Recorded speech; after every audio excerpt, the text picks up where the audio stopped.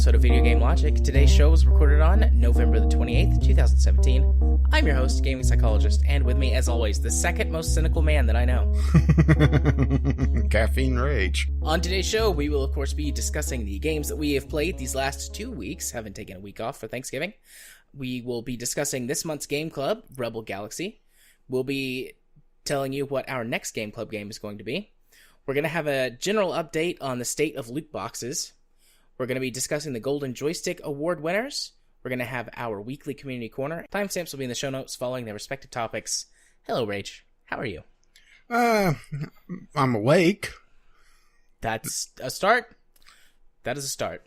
Yeah, we're having to record a little bit earlier now, but I mean, it's not like people send in stuff anyway. They will for next time. VGL podcast at gmail.com. Ding. Also, VGL podcast on Twitter. Yeah, whenever you guys find out what our next Game Club game is going to be, you will write in. Won't you? Yes, I'm shaking my head yes. Shake with me. Okay. Wouldn't that be nodding? I'm nodding my head yes. Yes! Yes. You are correct, sir. I'm vigorously nodding my head. Do you guys like I do my son? Okay, now what did I say? No. And then when he finishes, now say yes, sir. Good job. And then he gets a cookie. Sometimes. So now I'll press the button? And get a cookie. Oh. Did you have a good Thanksgiving weekend? It was about normal for me, but... Well, that's good. I mean, it could have been bad, so... We had a pretty decent Thanksgiving. It was just Katie and I and the kid and my parents. Everyone else that was supposed to come to our house for Thanksgiving either changed their plans or got sick. So we were all just like, fuck it, we'll eat this 22-pound turkey by ourselves. And all of our food that we made for 10 people, that's fine. And we're still eating it to this day. It's so many leftovers. And my parents are on this strict no-carb diet. It's not... No carb on Thanksgiving. Yeah. Well, they cheated on Thanksgiving, but they didn't take hardly any leftovers home because they're like, well, all of that stuff is starchy and carby, and we don't eat that stuff right now, which, I mean, it's working for them. It's starchy, carby, and delicious. It is. They both lost a bit of weight, especially my dad. So, you know, I don't blame them, but it's like, well, this is just what we're eating now. This is it. And we've eaten leftovers, both of us, at least twice a day for nearly a week, and there's still lots of leftovers left. Do you have a feeling that we only have turkey, well, once or twice a year, depending on how you serve at Christmas, because we're sick of it after about a week after Thanksgiving? Probably. We do usually 3 or 4 turkeys a year, although part of that is because mom and dad on their animal farm raise turkeys, so occasionally they'll kill turkeys, like they have to slaughter them for whatever reason. Got too many, or there's like diseases spreading, so they have to take them out of the herd. And so we'll have turkey a few times a year, more than I guess the average person. Even so, we still only have turkey like 4 or 5 times a year. But I mean, it's like probably one of the only foods you cook that it's like, we have made way too much on purpose, so now we will have turkey for days or weeks in our case. Well, Thanksgiving is a feasting holiday. It's a very American holiday whenever you think about it. Well, not just the origins of it, but just how it's celebrated. Eat way too much and watch sports. Mm-hmm. Or try to pretend that you care about sports. Oh, we didn't even have to pretend this year. My parents don't give a shit about sports. We don't care about sports. So we talked about other things, like movies. Turn on Rocket League, watch insane things there. And I convinced my dad over Thanksgiving that net neutrality is a good thing. Yeah, a shame that doesn't really matter now. Nope, not really. But it's small victory. Small victory, indeed. We are on a little bit of a tighter schedule than usual, and we've got quite a few big topics. So just to make sure that we're going to be fine, why don't we just go ahead and move right on to the games that we played these mosey on along? Yeah, let's mosey on over. Okay, so let's start off with, well, mine as per usual, but a mobile game, Fire Emblem Heroes. Oh shit, I forgot about one of my games altogether. I'm sorry. Carry on. You could have just done that silently. I could have done that silently, but where's the fun in that? carry on. Actually, that's more of how I feel about Fire Emblem Heroes in general. It's one of the better strategy fighters, but the thing is that it doesn't really enthuse me because it's one of those games that is for fans. And if you're not a fan of the series, you have no idea what the hell. They don't really go out of their way to try to explain any of the mechanics outside of the very basic. Okay, now, fighters that have a red grouping, which is about 3 or 4 different weapon styles, are strong against green, which green is strong against blue, and blue is strong against red. But all the heroes have different stats, and they never really cover that, so there was a couple times that I didn't realize that I was going into a fight that, yes, I technically had the advantage, but because I was running a weaker hero, because it's the gotcha style, you know, or gotcha got you. Gotcha. Where you have a bunch of heroes. There's hundreds of them in this game. And they're all different star rankings. So if you don't have, your top star heroes, they're statistically weaker, even though that they may be a better fit for the fight. Okay. And because you're limited to 4 heroes at a time, it also feels like it doesn't do nearly as well strategically because you're forced into a more just all-out fight. And having any real support just feels lacking because, that's a hero that, yes, it is healing the other ones, but it's not doing damage, and fights are over very quickly. Unless you're in one of the modes that is several maps in a row, then you really want a healer to be able to heal up. It's a very conflicting and confusing thing if you're not a fan. Let's put it this way. There's layers on top of layers of systems in this game. It feels like how Warframe is now, where they built up over the years, but this is a game that's brand fucking new. Let's put it this way. When I've loaded up the game for the first time, you know how you usually get the login bonuses? That's pretty standard, right? Yeah.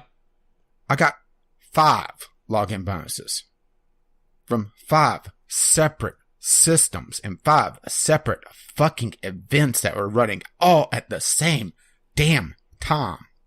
So why do I want to sit down and try to figure out what the fuck is going on with this thing? Is it brand new though? I know it released this year. Well, the mobile version is pretty new. I mean, this is pretty much from what I could tell. I'll fully admit that I never really sat down and played Fire Emblem.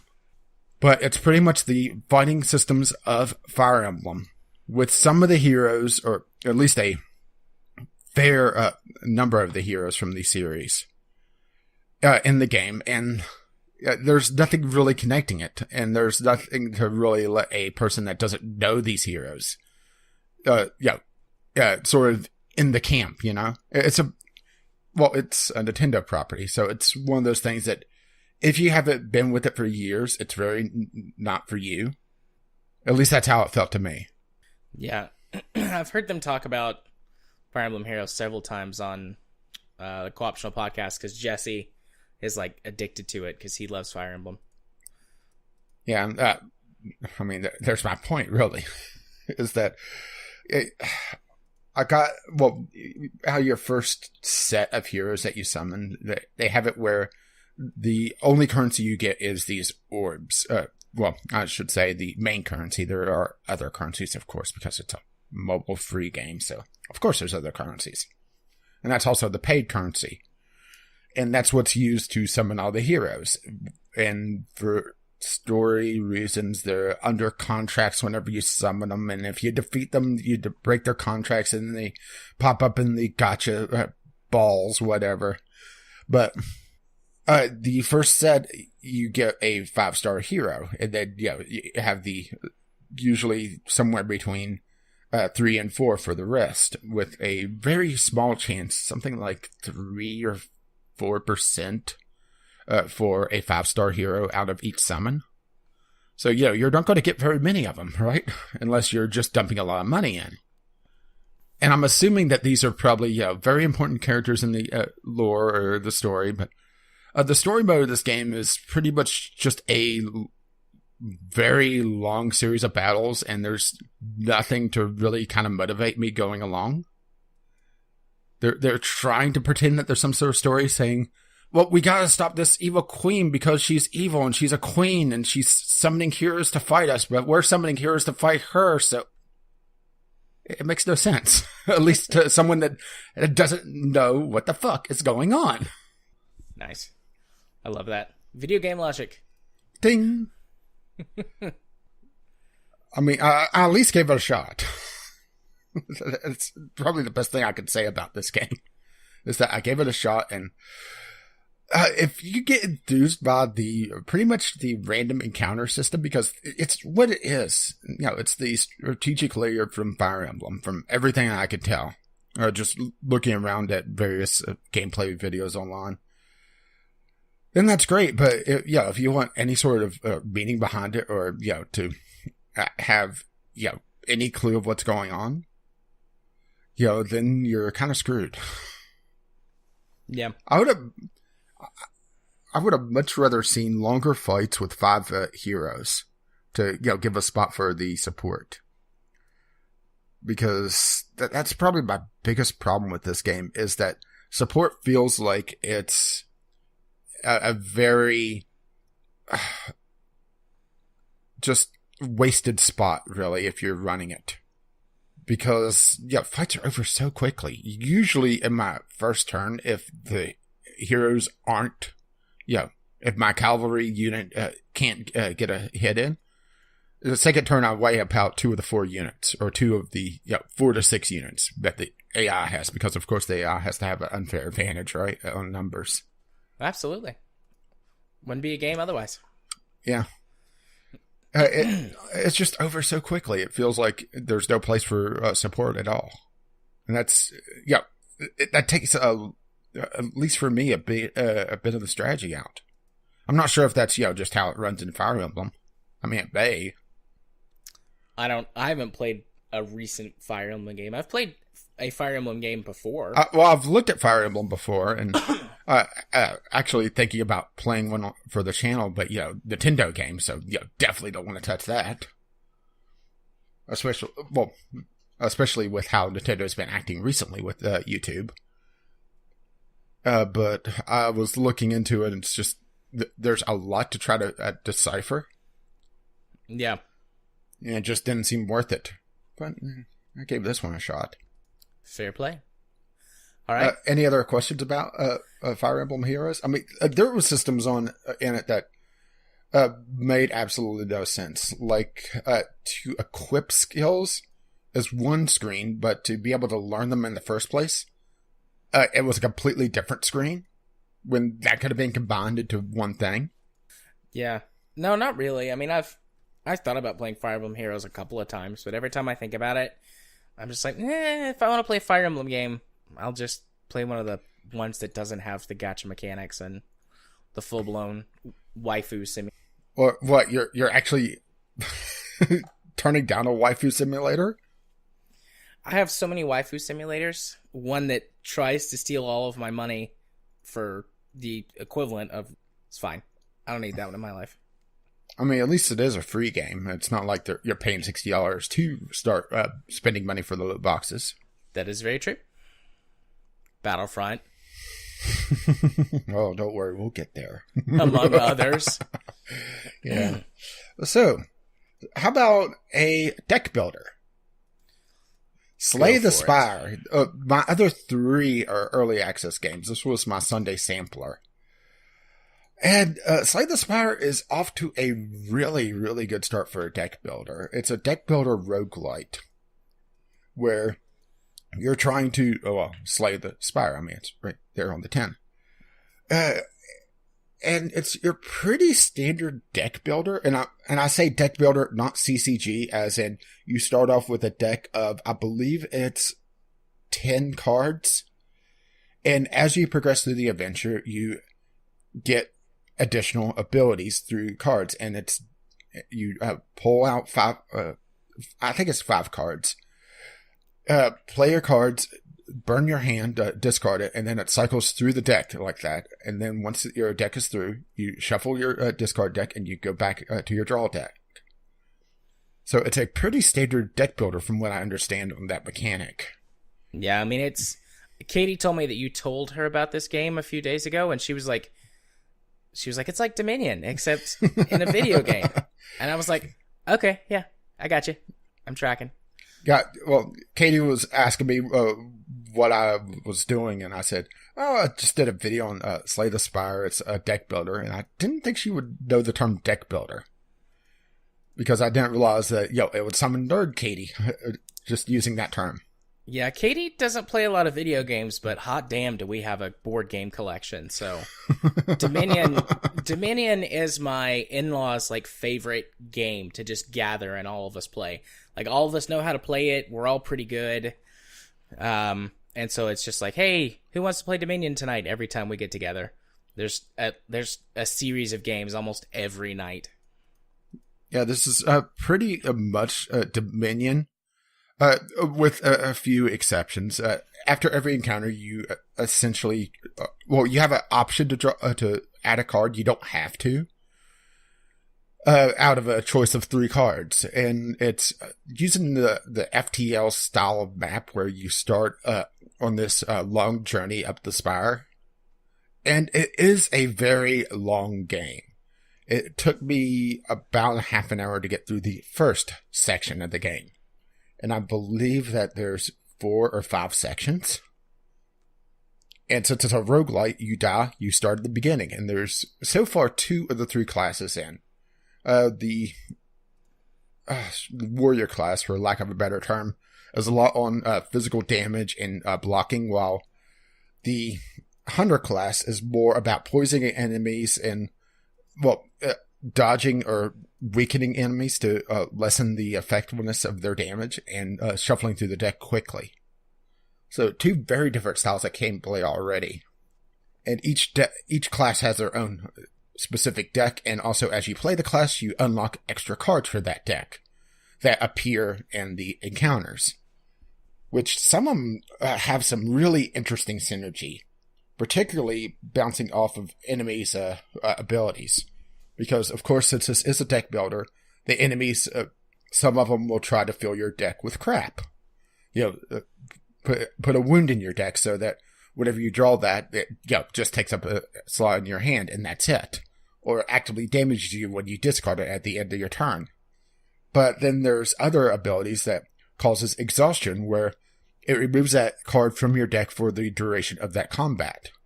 So mixing the 2 together could be really interesting and have some really fun combinations. Overall, I really enjoyed it so far. It is a little bit on the light side on gameplay so far, or I should say on content so far, because I was already seeing a lot of the same encounters, after a few hours. But it's one to keep an eye on. Yeah. She told me about it. I was like, oh, that looks interesting. I went and I looked, or sounds interesting. I went and I looked it up and put it on my wish list. I like a good deck builder. Yeah, there's not a lot of them on Steam, is there? No, not really. There's a few, but not a lot. And the problem is that everyone sees, the deck mechanic and thinks, oh, this is like Hearthstone. No, it's not Hearthstone. The difference in Hearthstone and this is that Hearthstone, you'd be building the deck from the outset. And I will say that it does get very tough. The first few runs were very difficult until I got the feeling of how particular enemies handle. And it does have the roguelite style where as you progress, there are random events that can pop up. You can see the map on one of the screenshots there if you go to the store page. And you can see how the paths kind of diverge into their own little separate things. And it requires a lot of planning of your route to be able to avoid possibly some elites, which can give extra loot, but they're also very difficult. And since this is a roguelite, this isn't about winning the fight. This is about winning the fight decisively so that you can win the next fight, and then the next one, and then the next one. And that's where, sometimes fighting the elites just doesn't pay off.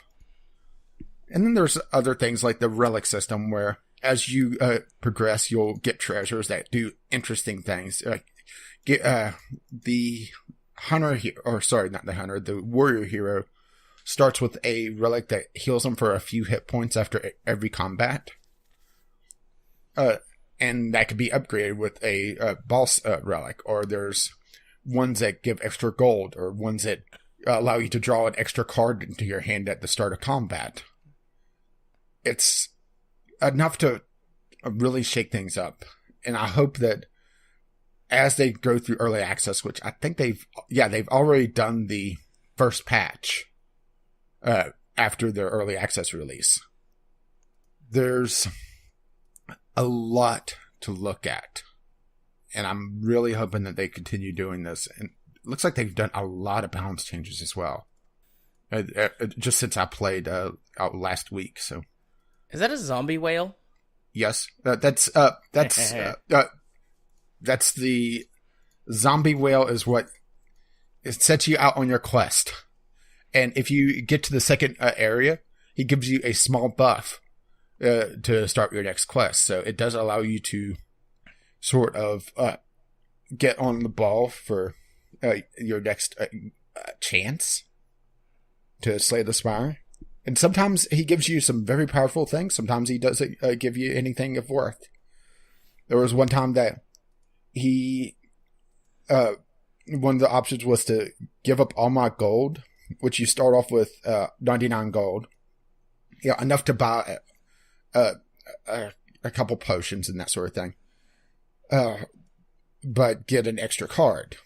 Or sometimes he'll let you remove a card from your deck, which can be helpful, but can also be hurtful, depending on how you want to build your deck and how your first few pulls really pay out. And that's probably the weakness right now, is that the first few pulls are what really sets the tone for the run, because the bosses are very difficult. And if you don't get something very good, within the first half of the run, you're going to struggle health-wise. And yes, there are campfires that allow you to rest and heal up, but there's only so many of them. But it was enough to keep me playing for 8 hours. So, right, it looks like I said, it looks good. When she told me about it, I specifically went and looked it up and added it to my wish list. And now that I've heard you talk about it, confirms my suspicion that it's a pretty good game, and I'll be picking that up soon-ish. Yeah, well, like I said, it just released on early access, so it's not on the autumn's or the Black Friday sale, so I'm not expecting to see it on sale for Christmas as well. Yeah. I'd be surprised if it is on sale then. So, moving along, don't sink. That's I'll try not to. That's usually the objective for most ship games. Unless you're in a submarine, then that's kind of the entire point, is to sink. This is, once again, another roguelite adventure, Sid Meier's Pirates-like game. This is also very early in its early access phase, and right now I cannot recommend it just because there is just so little content in this.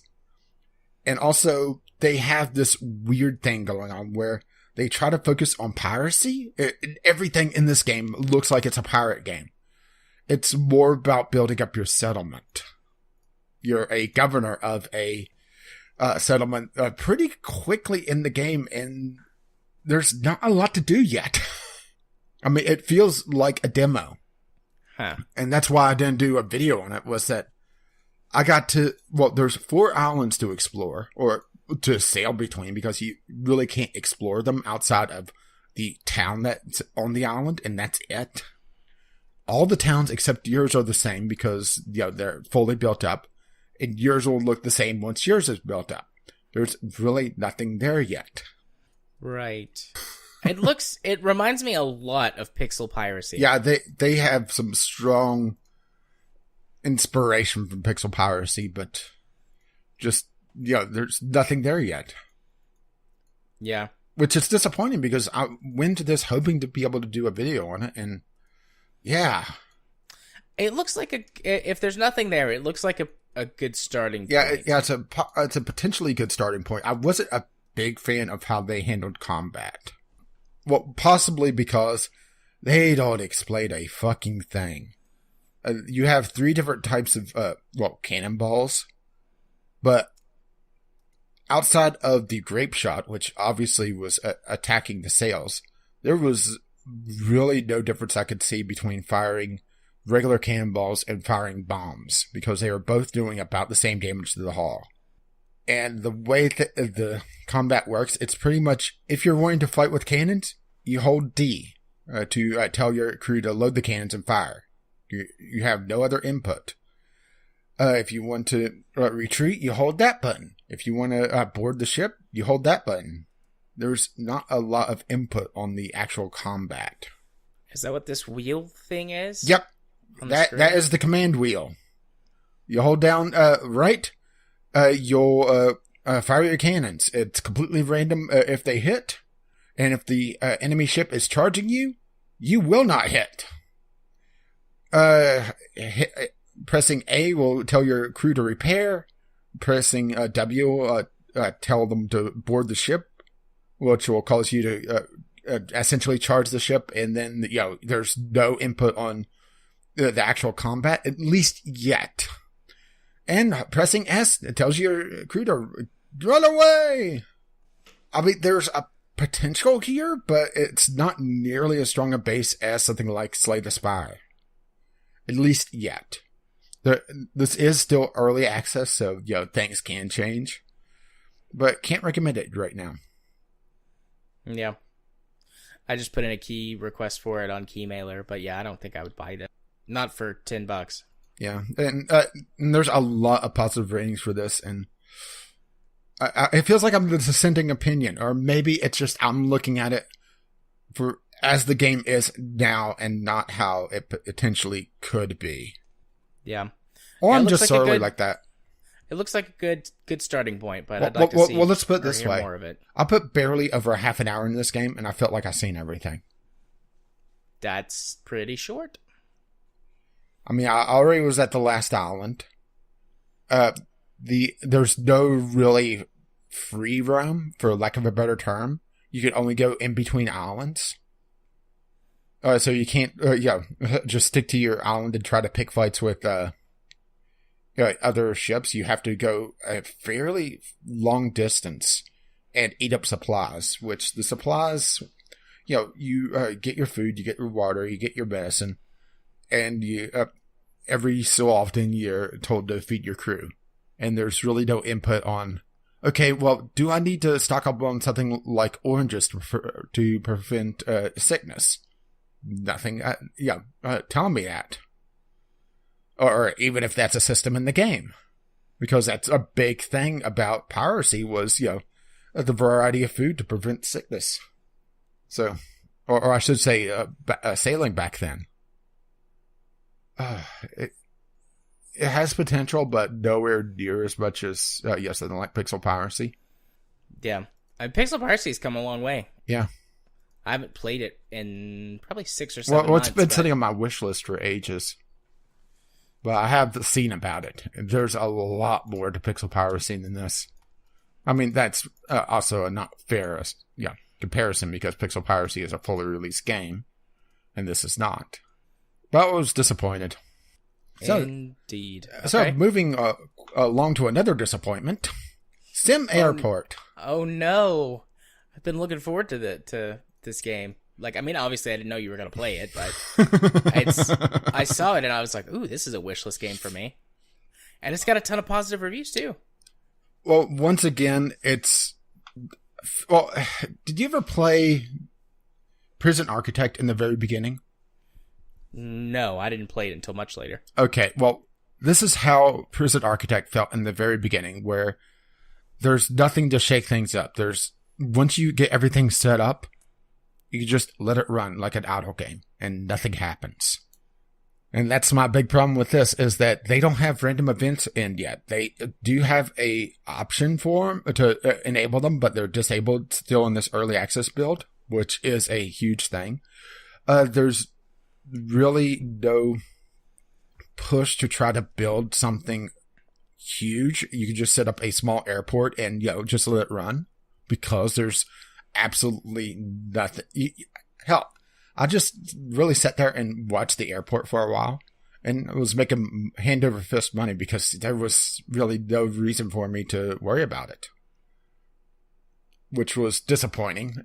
There has to be something to try to, nudge a person to not sit there for a management game, at least in my opinion. Right. I mean, yeah, I could see that. Well, I should go into what SimAirport is. I mean, it is essentially a tycoon style game to build an airport. And you're building, well, if you're starting the career mode, you get a small airport that's not profitable, and you have to turn it around, which honestly is literally researching two things, because you have to unlock one thing to be able to hire the officer to be able to research the other thing, and upping prices, and that's it. Well, that was easy. Yeah. And the interesting part is the scheduling, because you're handling everything in the airport, including the scheduling of aircraft. So you set up contracts with the different airlines and schedule different flights, and that was very challenging once I got the second and third gates in my airport, trying to stagger things enough where there wouldn't be the potential of traffic jams, both going through security and going the aircraft themselves. Why would you do that, though? That's not like a realistic airport. You want everyone to be jammed up all the time. Oh, no, the security was already doing that on its own. That's why I had to stagger things more, was that I was having one aircraft come in that had, this massive Airbus, and was requiring, getting 150 people through security, which there's not a lot of upgrades yet. There's not a lot of things to try to streamline things yet. So most of the airports in the workshop had these absolutely fucking massive security areas, because there's nothing to try to streamline things. It's just throw more things at the thing. You need more throughput. You can't research to make things more streamlined. Just add another half dozen metal detectors, and there's really no reason to add outside of just having the throughput to have metal detectors over body scanners, because there's no random events to say that, well, this person was able to sneak plastic explosives through because you didn't have a body scanner. Maybe that'll be something in the future, but it's once again an interesting start, and probably something I'll do a video on once it's cooked a little bit more. But it has the problem that the original, the first, I would say, few builds a Prison Architect had, was that there's nothing to shake things up. There's nothing to really worry about. It's, right. Build up your airport, get it profitable, then sit there and let the money flow in until you get enough to be able to build your next project. And that's not quite enthusing to me. That sounds pretty good to me. But, I've played Factorio for over 300 hours now. Of course. Of course. Of course. Of course. Okay, so... Any questions about this since you had this on your radar? I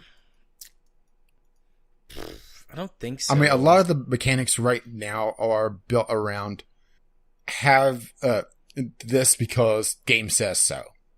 Yeah. Right. You have to have your security because the game says to have your security. And there's, it would have been a lot more interesting, at least to me right now.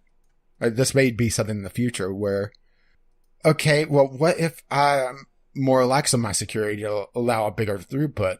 Would that, piss off the airlines? Or would I get the FAA on me, or, wherever, this actually is? For, not having proper security, instead of just having the game say, oh, no, can't do that. Shut down all the airport because, someone could get around security. Breaking the rules. Yeah, that would be more interesting. Allow you to be a bit more dynamic with it. Mm-hmm. Allow me to run the risk of angering, the flights or the flight providers. Also, I'd like to know what random events would be. I mean, weather, that one's pretty obvious. Well, weather is technically in the game right now, but it's just a dynamic, wind goes up, wind goes down. You can't explain it. That was funnier than it should have been. Oh, it just caught me off guard, I guess. But anyways, okay. But there's nothing like a weather system. Look at the forecast and see thunderstorms on the next few days. And because of how the scheduling system is set up, where you're scheduling flights a day in advance, you're going to have to need at least 2 or 3 days warning on all your flights or your weather to be able to say, okay, well, there's a lot of storms coming in. Maybe I want to back off the flights because I may have a runway that shuts down because of too much crosswind.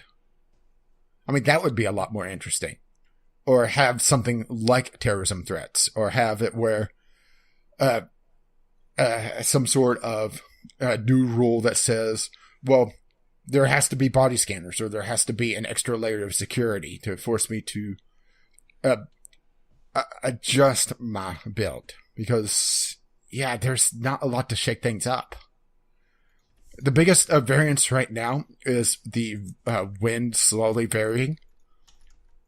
Which, once you put in one upgrade on the runways, that doesn't matter because it raises the threshold enough.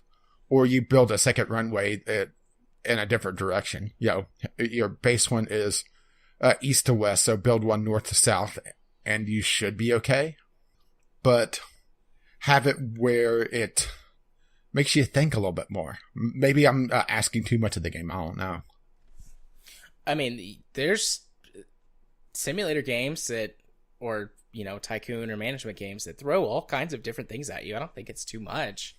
And that's just not the type of game that it's trying to be. Yeah. But, I mean, the game is called Airport Simulator. Even just having real dynamic weather and having to decide, do I take the risk on my flights, or is this clearly like a no-go? I mean, they do have the basis. They do have the basis of the dynamic weather, but it's not fleshed out nearly as much as it should be. And also, as far as I can tell, it's always at least temperate. I think also another thing should be temperature, because there's been major problems with heat waves. Not just the obvious one you would think of would be blizzards, but heat waves where it's actually too hot for the aircraft to function. Once again, depending on where the airport is. Right. Or have it where if it's too hot outside, if a plane sits at the gate too long, then it may cancel the flight. Because I had flights that would just sit and wait because there was one person that was stuck in security because they went off to go take a shit or something. It would be at the back of the line and would have to go through a security as the plane was coming in. Well, they would sit there and happily wait. Well, that's usually not a thing. Yeah, people wait for a little while before they start to get cranky. Well, I was talking about the plane itself. Well, planes will wait there for a little while before they start to get cranky. Yeah, then they just start fucking. I mean, where do you think Cessnas come from? Well, when a mommy Boeing and a daddy Boeing love each other very much. But this is kind of the basis of the games I played. A good start. I think that they could build up to a really good simulator. It just depends on where they take it, and also how much post launch support. Because right now, pretty much the workshop is just different airlines, cosmetics, and just different airplanes or airports. So it'll be interesting to see if they add mod support as well. They do have infrastructure where you can build up your baggage, your baggage hauling, but that was pretty much just set it and you're done. That would be an interesting random event, actually, is have the luggage system jam. Is there a lost luggage mechanic? No. Well, I mean, that's a good thing for those passengers, but that's not very simulated. Yeah, and also I was having all my aircraft show up early, so yeah, that's also something else. That happens sometimes. All of them? No. All of them were showing up half an hour early and departing 45 minutes early because everybody was getting through security. Well, yeah, I don't have any other questions. Hopefully it improves. It's still on my wish list. I'm not gonna dump it, but I might wait for it to be a lot cheaper. Yeah, cook a little bit more. Yeah, and once again, it feels like the dissenting opinion. Granted, there is some negatives on here, but it's towards the bottom of the page. Yeah. I did end up just sitting there and watching it for a while. I mean, I played 12 hours of it, trying to get a feel for it, to see if there was something that shakes things up later. But no, not really. Okay. It turned into an idle game, which may be right up your alley because of the game you played most. Yeah, right now, anyways. Which I'm going to talk about that, but not right now. The first game on my list is the game that I forgot earlier.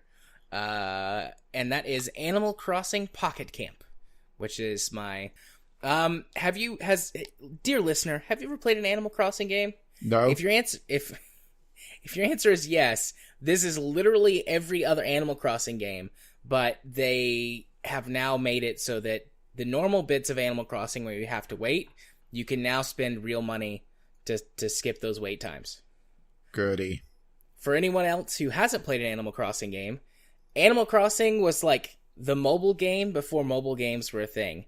You show up at a place, and this one, it's a summer camp type place or like a campground. I'm not 100% sure. It's kind of vague, and there's a lot of things that come and go. Creatures, anthropomorphic animals. So, quick question. Based on what I know about Animal Crossing, how quickly do you get in debt? Actually, you don't. Obviously not an Animal Crossing game then, because... Yeah. That's literally the only thing I know about Animal Crossing is you quickly get in debt. Yeah, you show up at a place in every Animal Crossing game. You show up at a place that through some sort of mishap and the fact that your character that you play apparently just is super chill and goes along with everything, they make you the leader of that place, the mayor of a town. This one is you're like the camp. Wait, I didn't vote for you. You're the camp president or whatever, and so you run this entire campground. There's one where you're... okay, granted, I never went to a summer camp, but I'm pretty sure that they don't make a random camper, the president and everything. Yeah, you just show up and they're like, "Oh, hey, you must be the new head camp master person," and you're like, your response is like, "What?" And they're like, yeah, here's where you're going to be staying, and here's what your duties are. And your response is, what? They're like, what's your name? And then you type in your name, and it's like, oh, goody. I mean, the whole point of the game is to just run around, talk to people, make friends with them, and complete fetch quests by fishing and catching bugs. Wait, fishing? And, yeah. I'm joking. I have no interest in playing this. And punching trees. And then there's a guy you take stuff to, and he's like, hey, what's up?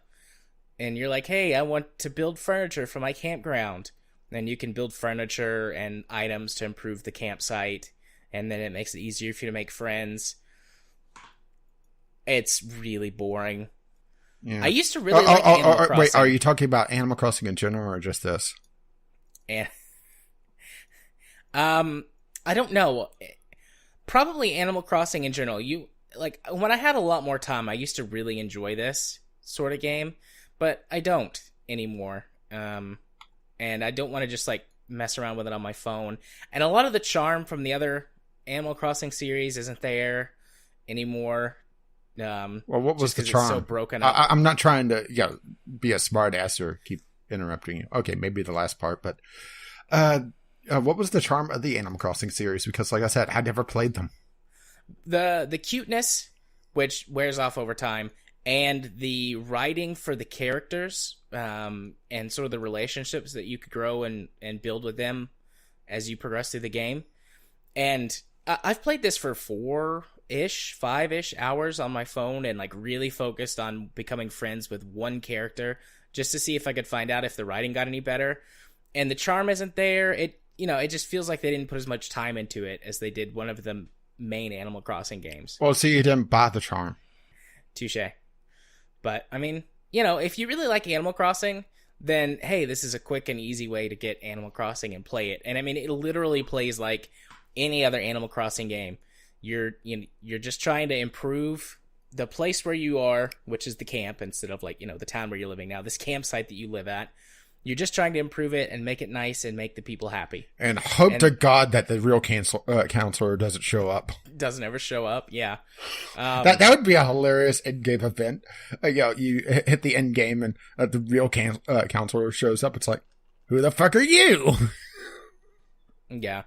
And in previous Animal Crossing games where you'd have to wait real time for the trees to regrow plants and the bugs to come back and the things that you're working on to be finished, you can just pay real money to have all of things happen instantly. Which doesn't that take some of the charm out of it?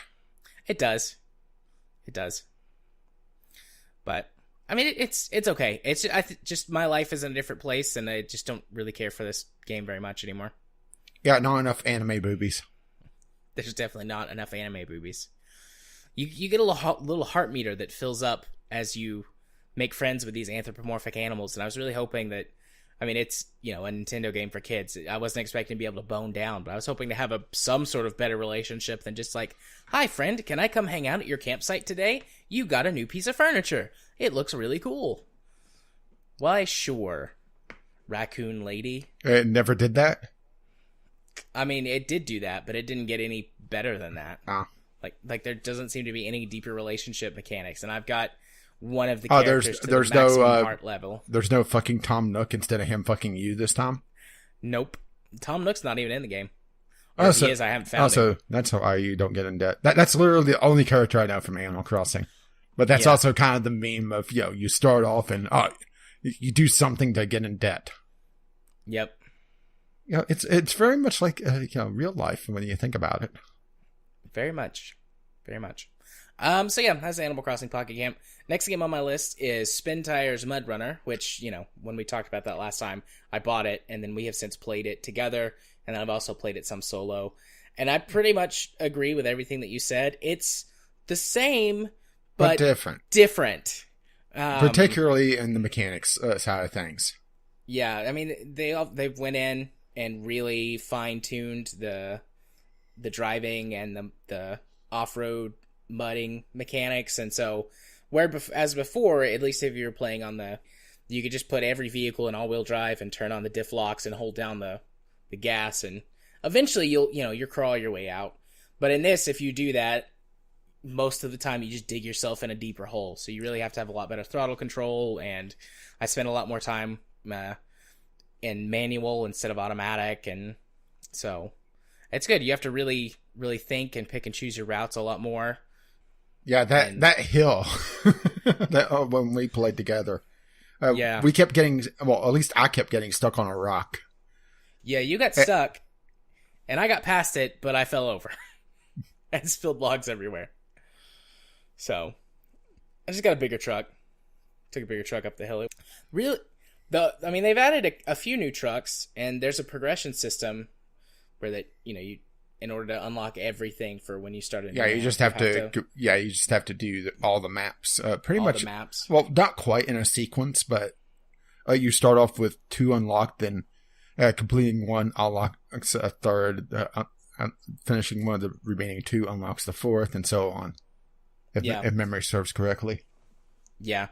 And they added challenges, which are, I think, glorified tutorials. Yeah, sort of. There's kind of a fine line depending on how you want to approach them, because if you do them just any way you can, they're a tutorial. But if you do them with a 3-star challenge, they are very tough. Yeah, I've only done a couple of them. I 3-starred the first one, which is driving the truck. Mm-hmm. That one was actually pretty difficult because it makes you actually park the trailer perfectly without damaging anything. Yeah, that was a difficult part. Yeah, I found it actually fun to try to do that. Yeah, it was good. I didn't. It also kind of highlights how, kind of tacked on the first-person mode is. Yeah, the first-person mode is really useful whenever you're trying to drive through a forest. Because you can much more easily decide, okay, my truck can fit here. But otherwise, the first-person mode is really tacked on right now. It's kind of nifty. Yeah, there's no way to really see the position of your trailer, and that's the big problem with it. Yeah. Yeah. But it's good. I enjoyed it. I played it, we played it for 4 hours? 3 or 4 hours that night. We completed 2 maps. Mm-hmm. Yeah. And then I've since completed another map by myself and done a couple of the challenges. What do you think of the water? The water is different and more difficult. Certainly more difficult. But I like that. I drove into it with the Jeep. No, not the Jeep. Well, you drove into it with the Jeep as well. Yeah. I was expecting it, though, and I still was surprised by how much it pulled. That's not really all that much different in one of the bigger trucks, just because they're so big, they're just like, whatever. But in smaller vehicles, it's a lot more difficult. Well, you did encounter the problem with the trailer. Yeah, where I beached myself with my trailer. Well, you were saying that granted, I wasn't near you at the time, so I couldn't see it myself. The water was pushing my trailer, but it wasn't pushing the truck. Yeah. So I was having. Yeah, the truck was too heavy for it to push, but the trailer, I guess, the buoyancy of the logs. I don't know, but it makes for an interesting time. Yeah. Yeah, I like it. I also like the fact that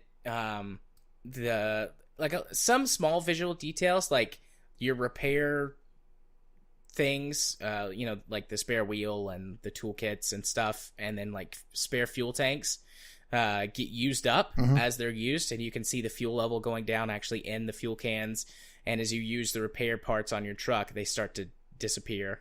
Like, oh, you used your repair parts, so they're gone. Yeah, that spare tire's gone. Yeah, the spare tire's gone. It's just a nice visual cue, which I like. Which I don't remember if you talked about that or not. I remember talking about the fuel, but I never really paid attention to the repair. But then again, I usually don't damage my trucks that much.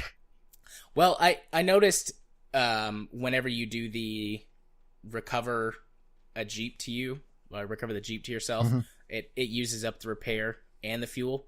And that's what I noticed. I was like, wait, this is different than So when I went back to the garage... Yeah, which the recoverable vehicles are really handy in single player.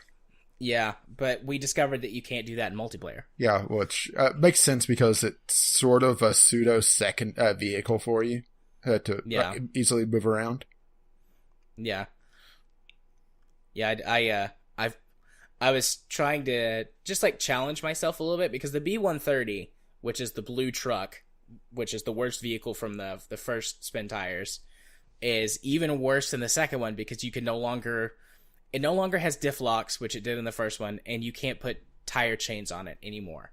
So I was just doing like a little challenge to myself, like seeing if I could get something somewhere, and I flipped the truck over. I was like, oh shit, I'm just gonna like leave this, and then when I went to the map, it was like recover this vehicle to you, and I was like, oh yeah, I forgot about that. So I recovered the Jeep, and I flipped the truck back over using the Jeep and carried on.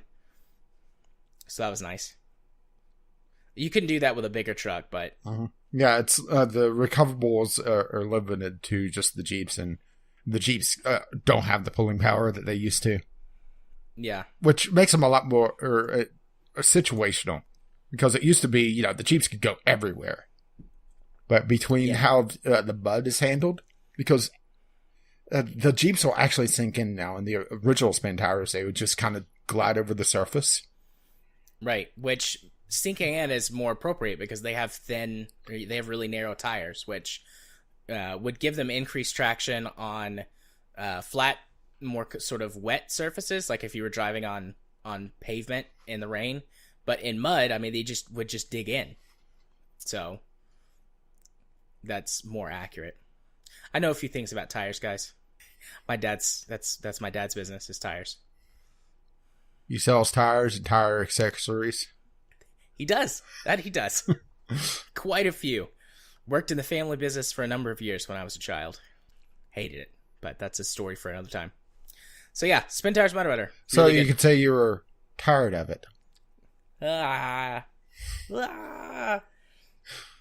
Aren't you funny? Well, what are you going to insult me now? Oh, excellent transition to the next game I played, which is Oh Sir, the Insult Simulator. Ghost Shark actually sent me this as a gift. Thank you very much, Ghost Shark.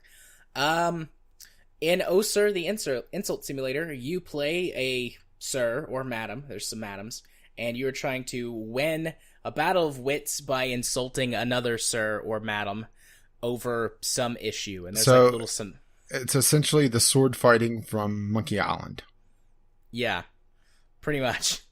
And there's like little scenarios that it puts you in. It's like, you know, just to sort of set the stage. Like, there's one that is just a carbon copy bird skit from Monty Python. And that's how that one sets up, and you have to win that one. That was pretty funny. There's one where that someone like takes your seat on a train, and you have to insult them until they leave and you get your seat back. There's a couple other ones. So those are all cute and fun. And the way it works is that you're trying to chain together the best insult, and there's multipliers and like ways that you can carry over points from like previous rounds to get, you know, a bigger multiplier. And it's things like if you can continue to insult like a person's mother, for example, you can build up multipliers. But the way it works is that there's a shared pool of words that you and your opponent have, and each round one person will go first, and that alternates between rounds.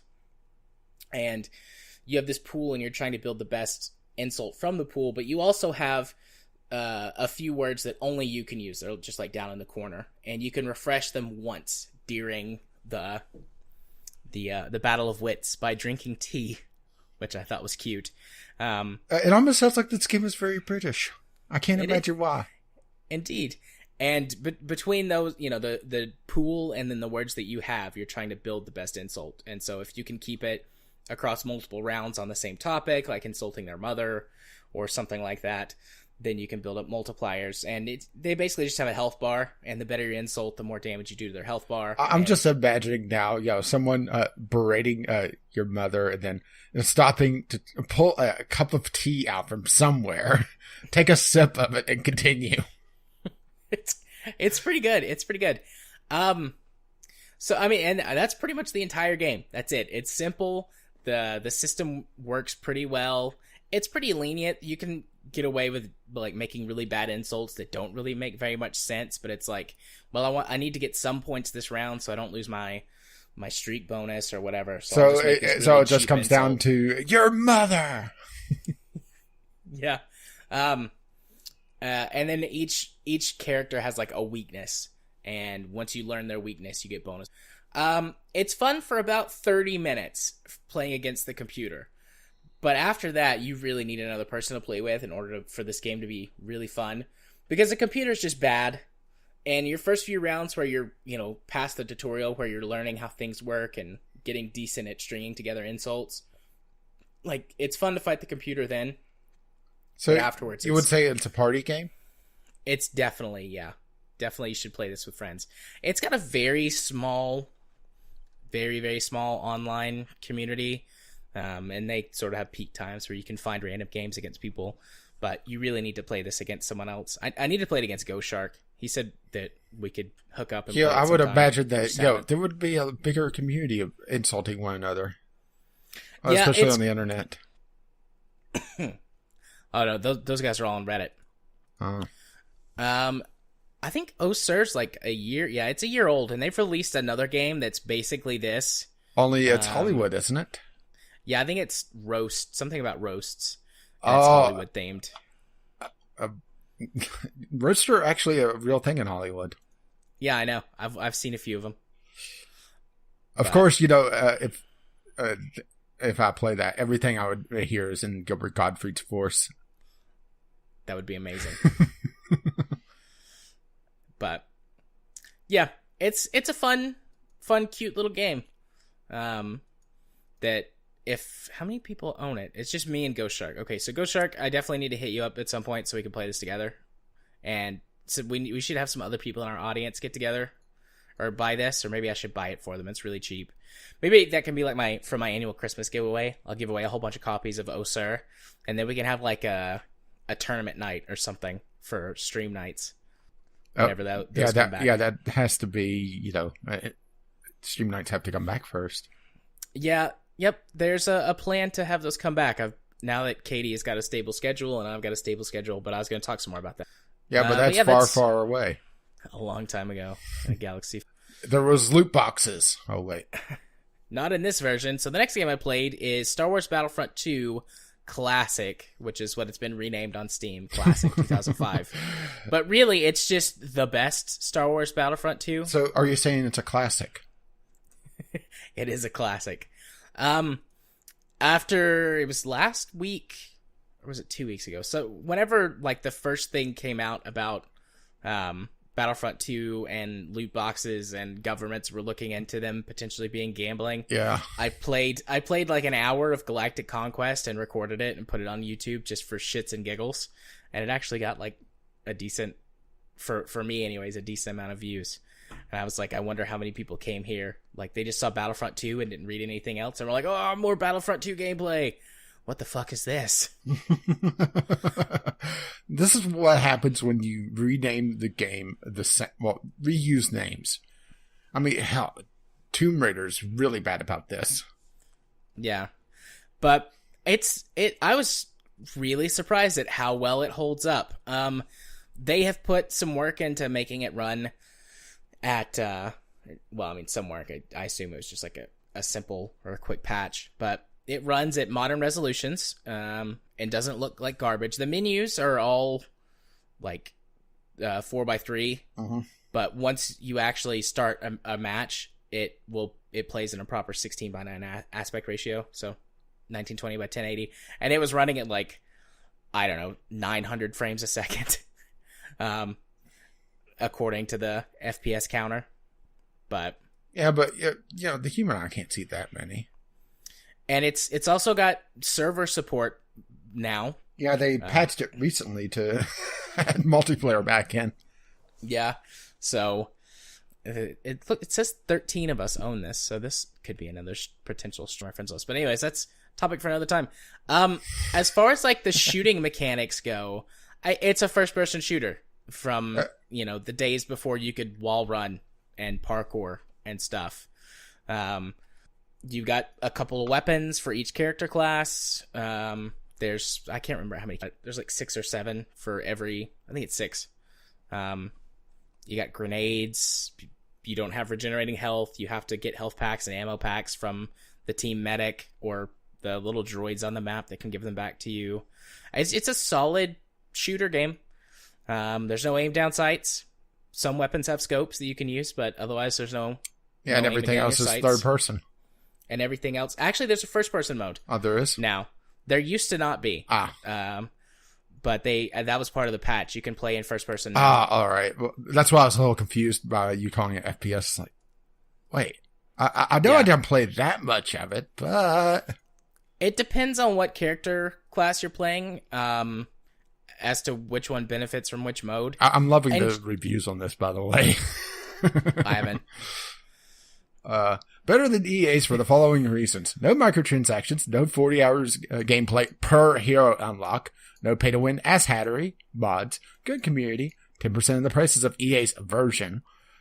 Don't feel like you're making a deal with Dark Sidious when purchasing. Will probably live longer due to less exposure to EA's cancer. Still awesome 12 years on. No whiny 12-year-olds defending a game they don't understand. Don't have to earn a 6-figure salary to keep up with the player base. More heroes and Galactic Conquest. Yeah. It's just a solid game. The only part of it that really doesn't hold up, and it's just because of the way that the flight is done, is the space battles. The flight controls are weird. It's simulated joystick with your mouse. And there's no real way to change that. I mean, you can fiddle with the settings to make it a little bit better, but it doesn't have native controller support. Do they have modes where it's just the space battles? Yeah. I imagine that there was probably a subset of the community back in the day that was treating it as a flight sim then. Yeah. Yeah, you can... have you played Battlefront 2? I played a little bit of it, but not enough to really be able to talk about it. Okay, well, so the gameplay, there is a campaign mode where that you follow, I think it's the 501st, and you start in the Clone Wars, and you go all the way through the Empire Strikes Back, and the last mission is the Battle of Hoth.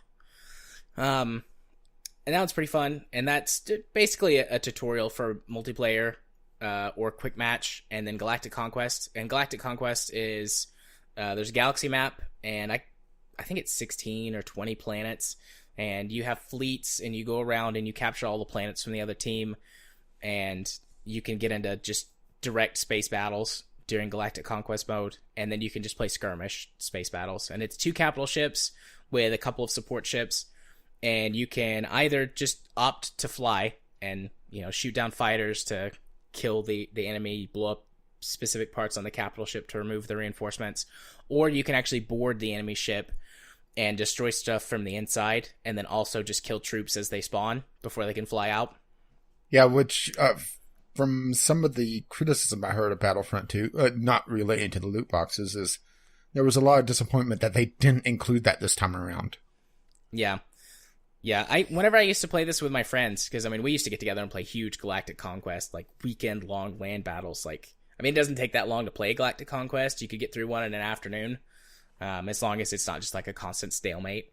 Yeah. But, we would play just over and over and over. And we would always, one of us would do straight space combat, and the other one would always... It's good fun. And if I did enough messing around with the settings, or just use my joystick, it says it has partial controller support, but so far, fiddling with it, the little bit that I have, it just doesn't seem to work right. And I don't know if it just doesn't like my Xbox controller, or if I need to use a joystick or what, but I'm sure with enough fiddling I could fix it. But by default, it's emulating a joystick, but badly. So it's a fun game though, and we should definitely play it sometime, even if it's just me and you. I still remember all the maps inside and out, and all the little tricks you can do to beat the AI. And this is back in the day when AI, still primarily AI just cheats when you bump the difficulty up too hard. Oh, that's still the thing today. But moving the needle at all, it's like, okay, you guys are cheating so hard right now. But, they're really stupid AI. But it doesn't matter. It's fun. It's cannon fodder as you go towards your objective. It's a good game. Good game.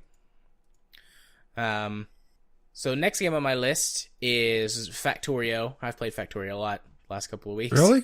The only thing that I'm really going to talk about is just since the last time I played it, they've done another couple of version updates, and they've changed some stuff in the research tree a bit. You no longer have to kill aliens to get purple science, which is good. Yeah, that's nice. I always hated going out and fighting aliens unless I was trying to clear something. I didn't mind, defending against them. That's fine. But I just well, great. Now I'm stuck unless I go dedicate some time to wiping out, a dozen alien bases to bring back the artifacts, the purple science. Yeah, probably once Factorio gets a little closer to its actual release, I'll try it again. It's very different from the last time you played. Very, very, very different. Yeah, my main problem with Factorio was that, it's one of those things that you can't really see the forest for the trees. There's so many small things that if you don't know will cause you so much trouble later on. Yeah, they haven't really done anything to streamline anything. It's still very much, just a sandbox that you play in until you learn what to do, and you build better and better castles every time. But the other thing they've done with the research tree is that they've shuffled up the robotics stuff, because I always prefer using a robot factory as opposed to building a factory with a cajillion conveyor belts. But what they've done now is, it was when you research the robots, you got everything. You got all of the different logistics chests, which allows you to, just set up for your bots to bring stuff to from one place to another automatically. You got all of that when you research the robots. But now whenever you do it, you only get 2 of the chests, which allow you to set it where the robots can bring stuff to you if you want them to bring you things to your inventory. But you have to research something else that's another 2 or 3 layers deep in the tech tree to let you get the other logistics chests, which allow them to deliver stuff to factories. So that slowed me down a bit, because I was like, well, I could automate some of this stuff the old-fashioned way with conveyor belts, or I could just stand around for 3 hours, handcraft everything I need to get this research upgrade, then go about my business. And that's what I did. And they balanced nuclear power a little bit better too, so that your reactor, one reactor, or like the per reactor ability is better. Like it can heat up, or it can run more steam turbines before you start to get diminishing returns, and then eventually have got too much for it to function. Nuclear power is a little bit, because you don't have to have enough resources to build 2 reactors in order to power your massive factory complex. You can get away with 1. So that's pretty much that. Yay, Factorio. All right, so something else I don't really have anything to say about. Yep, the last game on my list is Halo 5 Guardians. For Black Friday, Microsoft they've got, what's it called? Xbox Game Pass. It's this service that you can subscribe to. Yeah, you I think I'll pass. You can, but you can download any of the games that are on the service, which right now it's I think 120 something games between Xbox 360 and Xbox One titles. But you just pay. Normally you pay $15 a month, or it's 10 or $15 a month, and then you get access to all those games. But for Black Friday, you could get your first month for $1. So I was like, fuck it, I'll play $1 and have access to these games. There's a couple I've been wanting to play anyways that I wouldn't buy. So Halo 5 Guardians was the first one that I played. And I have many thoughts about this game. So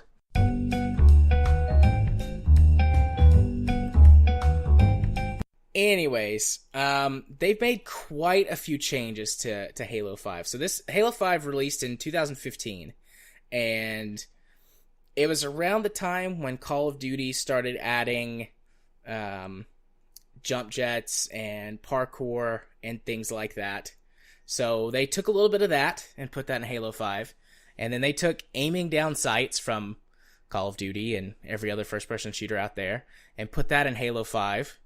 And then they saw that Wolfenstein had come out, and it had some slowy downy bits where you're in a base and you talk to people, and they thought, oh, we'll have some of that.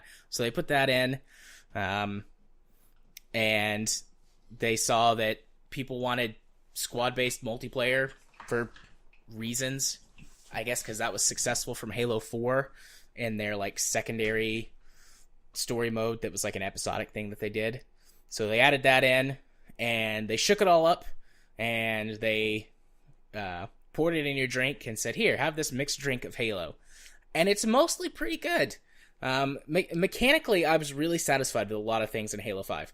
Aiming down sights, I thought was going to be really weird and out of character, because that's just not a Halo thing. But they did a really good job with it. Aiming down sights functions a lot like a second weapon, or like a secondary weapon mode for a lot of guns, because it changes the way that they function. You can still totally play the game without aiming down sights, and lots of times, especially when it's really hectic and there's a lot of enemies around and you're in close quarters combat, you're not aiming down sights. But a lot of weapons, for example, particularly like Covenant weapons and the Forerunner weapons, whenever you aim down sights, they'll home. Like some weapons, like the Needler, which always homed in, it still does. But other weapons that used to not home now will if you aim down the sights. Like, it's just a little bit. It's not enough it'll hit anything, but it'll adjust a little bit for you. So that's pretty nice. There's a couple of weapons, like there's a something plasma caster, I think is what it's called, but think like crossbow or bolt caster from Star Wars, like that sort of thing.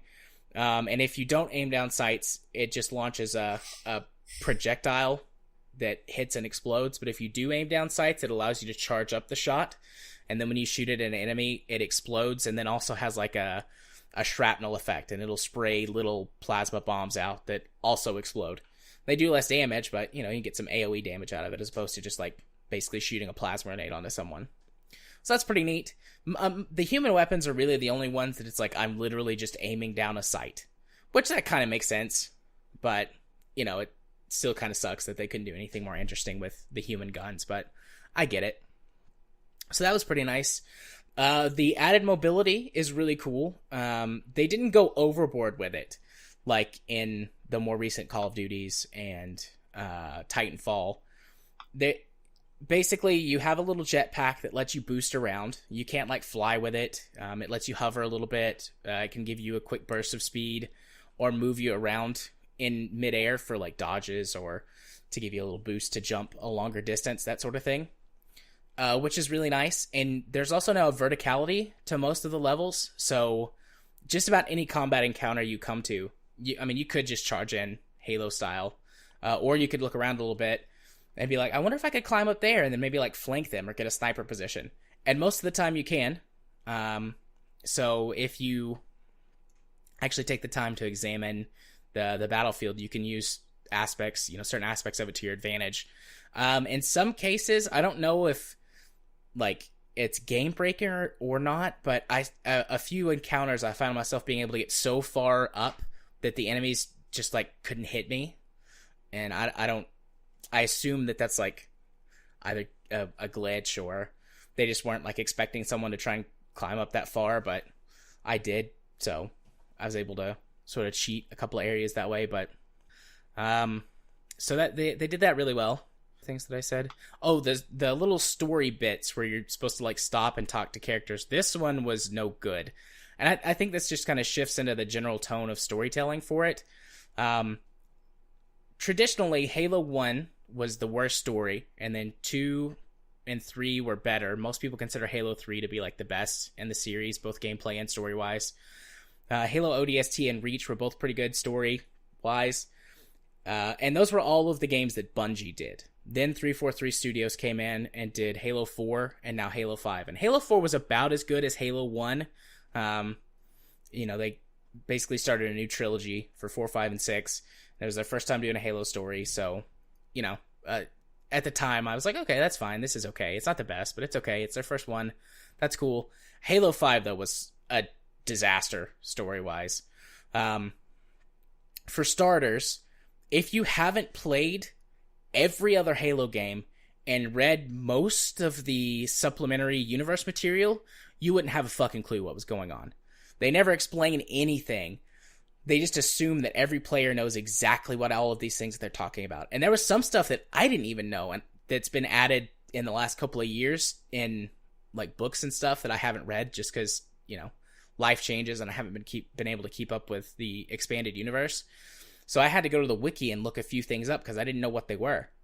I was like, okay, well, that makes sense, and I could see where that comes from. But, like, if Halo 5 was your jumping off point, or you'd only played Halo 4 before, you weren't going to know what the fuck was going on. So that was no good. The general pace of the story was really bad, too. All of the previous Halo games, even Halo 4, would take time to slow down a little bit and just give you a moment. In Halo 1, there are plenty of times where you're just going along and you get a minute or two where you're just driving a Warthog, or you're running to the next area, maybe Cortana, or somebody's telling you something, but you can just see for example, in, I forget what it's called, but the second level of Halo, is it Foehammer? Like whenever you walk out of the escape pod and you turn around and you can see the Halo behind you, it gives you like 30 seconds to take that all in before the first Covenant dropship shows up. And, that's just a nice bit of pacing. But whoever wrote the Halo 5 story, or whoever directed it or cut it down or whatever, has obviously never heard the term pacing. There's only two I love that points salsa. There's only 2 points in the entire story where you slow down at all. And that's, I think they were like, hey, this Wolfenstein game just came out like last year or the year before, and they had like these sections where you would go to a base and talk to some characters. Yeah, let's do that. But they did it really poorly. In Wolfenstein, the New Order, and apparently in the new Colossus too, although I haven't played it, there are story bits between each mission where you're at your base and you take a decent chunk of time, 20, 30 minutes sometimes, to explore your base, talk to characters, find out what's going on, build relationships. They were really well done, especially for a shooter game, and allowed you to really get to know the characters around you. And it seems like they saw that and went, oh, let's just do that in Halo. But it's like the 2 times that it happens, it's like 2 or 3 minutes a piece. You walk into a base and you just follow the icon to talk to the person that you're supposed to get whatever it is that you need to advance the next mission. So it's really poorly paced. They didn't do a good job building team cohesion at all, because the 2 main characters, the Master Chief and then Spartan Locke, which is, his counterpart. If you've played the other Halo games, think like whenever you switch back and forth between the Chief and the Arbiter in Halo 2, which I know you haven't played Halo 2, but anyone that's listening that has, it's exactly like that. You basically alternate missions between Master Chief and Spartan Locke. They each have a team of people that, if you're playing the campaign in multiplayer mode, the different players would be the different team members. But in single player mode, they're obviously AI. But you never, if you haven't read the books, you don't know who any of these, or played the other games, you don't know who any of these team members are. And even if you do know who the team members are, they do not show a good job, or they don't do a good job of building their characters. They just expect you to know exactly who they are and what all these relationships are.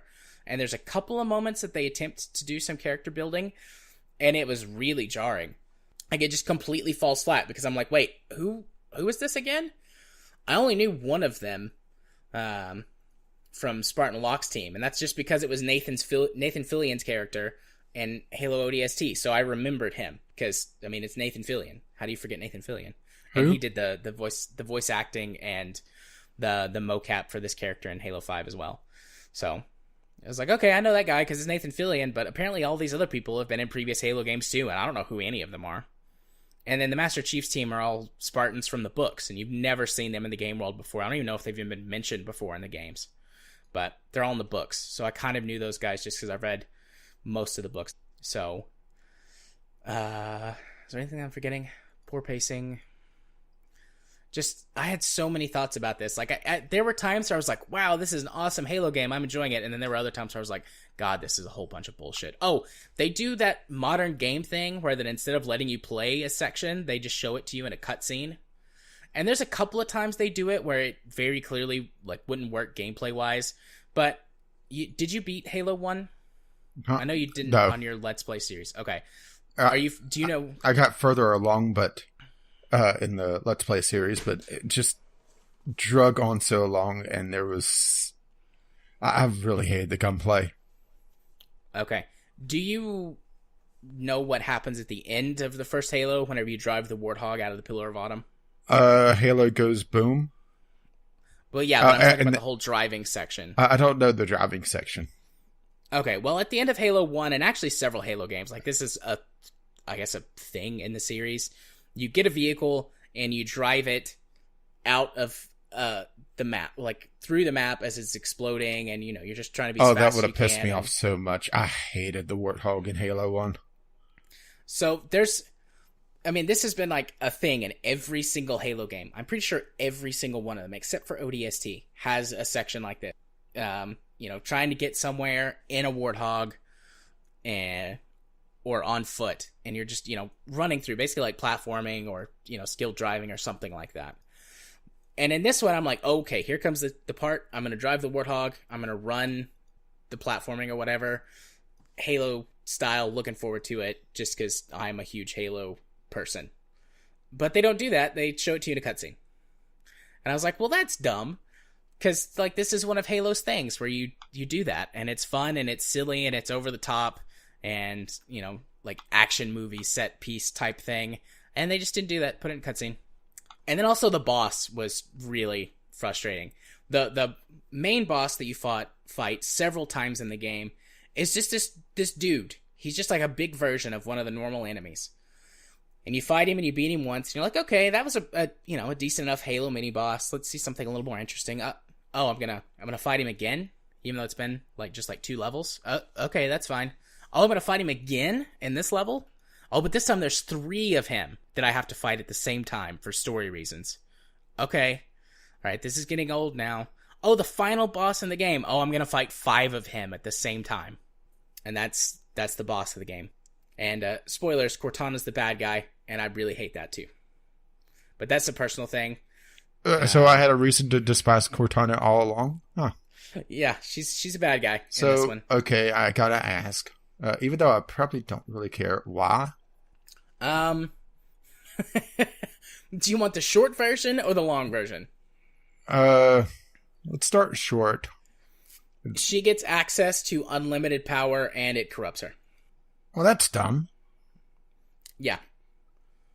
So does she get deleted, or? No. She escapes at the end because it's a trilogy, so I assume that in the third game you're going to kill Cortana. Or figure out how to turn her back or something. Just install Windows 10. But Wait, does that mean that Windows 10 is evil because Cortana is part of it? Maybe. I mean, Windows 10 was already kind of evil anyways. Windows 10 is built for fucking phones. It's not apps, Microsoft. Yeah. I agree with you. And then the game just kind of ends. It's like, oh, we're going to sell you DLC or just like do a big sequel hook. Now it's time to finish the fight. So yeah. So mechanics wise, I like the direction that they're taking the Halo series. Story wise, they really screwed the pooch on this one. And then multiplayer, it has loot boxes. Well, is it the middle child of the trilogy? Kind of wasn't paying attention to where the story kind of split off from one another. It is the middle child of a trilogy, but it's not just like, okay, this is the second movie in a trilogy. You know, I'm frustrated, but it's the middle movie. I get it. Like, it's not that sort of thing. It's just really bad. It's poorly paced. The story doesn't make a lot of sense, even if you know most of the lore, and if you didn't know any of it, you would be confused as fuck.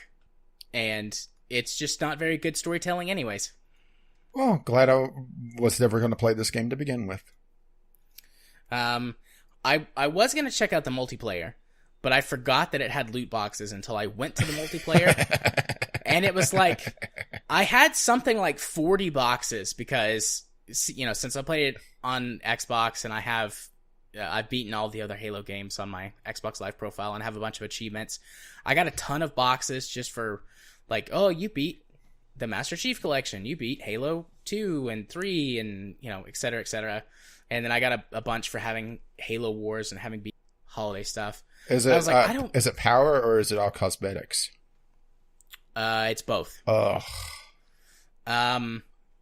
So I didn't play it, so I don't 100% know how they're implemented. But I know that one of the multiplayer modes is like a sort of a conquest mode. And all of the drops that you get for conquest mode come from the loot boxes. And you can get, there's standard drops, and then there's rare drops, and there's epic drops. Actually, they're bronze, silver, and gold. And obviously the gold ones are better. And this goes for weapons and vehicles for the conquest mode. Yeah, but remember, it's not gambling. Yet. And then they had a bunch of cosmetic stuff as well. Like there were special weapons that each of the main characters had in the camps, and those were just skins. But there were also legitimate better versions of the weapons that you could get. That was like it. I got a gold weapon, and it seemed to be like 5% better than the standard weapon that you just had in your loadout screen. But still, 5% makes a big difference in every encounter that you get in, especially in Halo, because the time to kill in Halo is very low. So, 5% means that you're going to win almost every fight, unless the other person has 10%. Has 10%, or is, you know, just got a lot higher skill level than you. And like, I opened the boxes and looked at the stuff so I could kind of like report on that, and then I was like, I don't want to play this.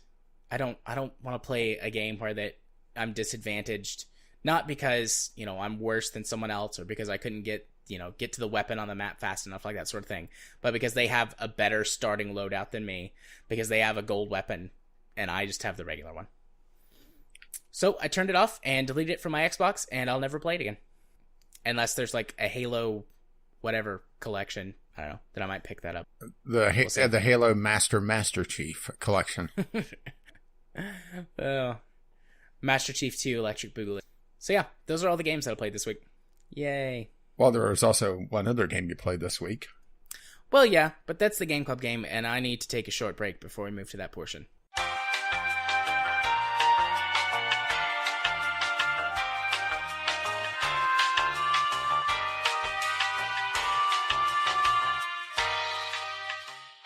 And we're back from our break to talk about our monthly game club, which was Rebal Galaxy. This game did not turn out to be what I thought it was going to be. I mean, it's not bad, yeah, but well, this is going to be a much before more... we should say what the game club is, remember? Right. I forget that. So every month, you and I have very different tastes in video games, as people listening to the show know. But if you're a new listener, you might not know that. And so in order to get our opinion about the same game at the same time, we do a monthly game club where we choose in advance a game that we play, and you and I will play it as much as we can, depending on the game. Sometimes it's to completion, sometimes it's not.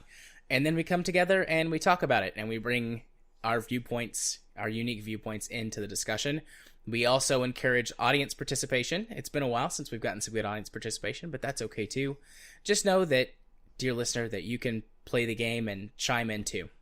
So this month was Rebel Galaxy, which is a space sci-fi arcadey sandbox that focuses on sort of capital ship combat, or large ship combat, I should say. Not all of the ships are capital ships. The first few are corvettes, which are kind of that mid-class. But anyways, larger ship combat, and you're on a plane, just a 2D plane, so you don't have to worry about up or down movements. Yeah, it's essentially tall ship in space, really, because a lot of it is broadsides.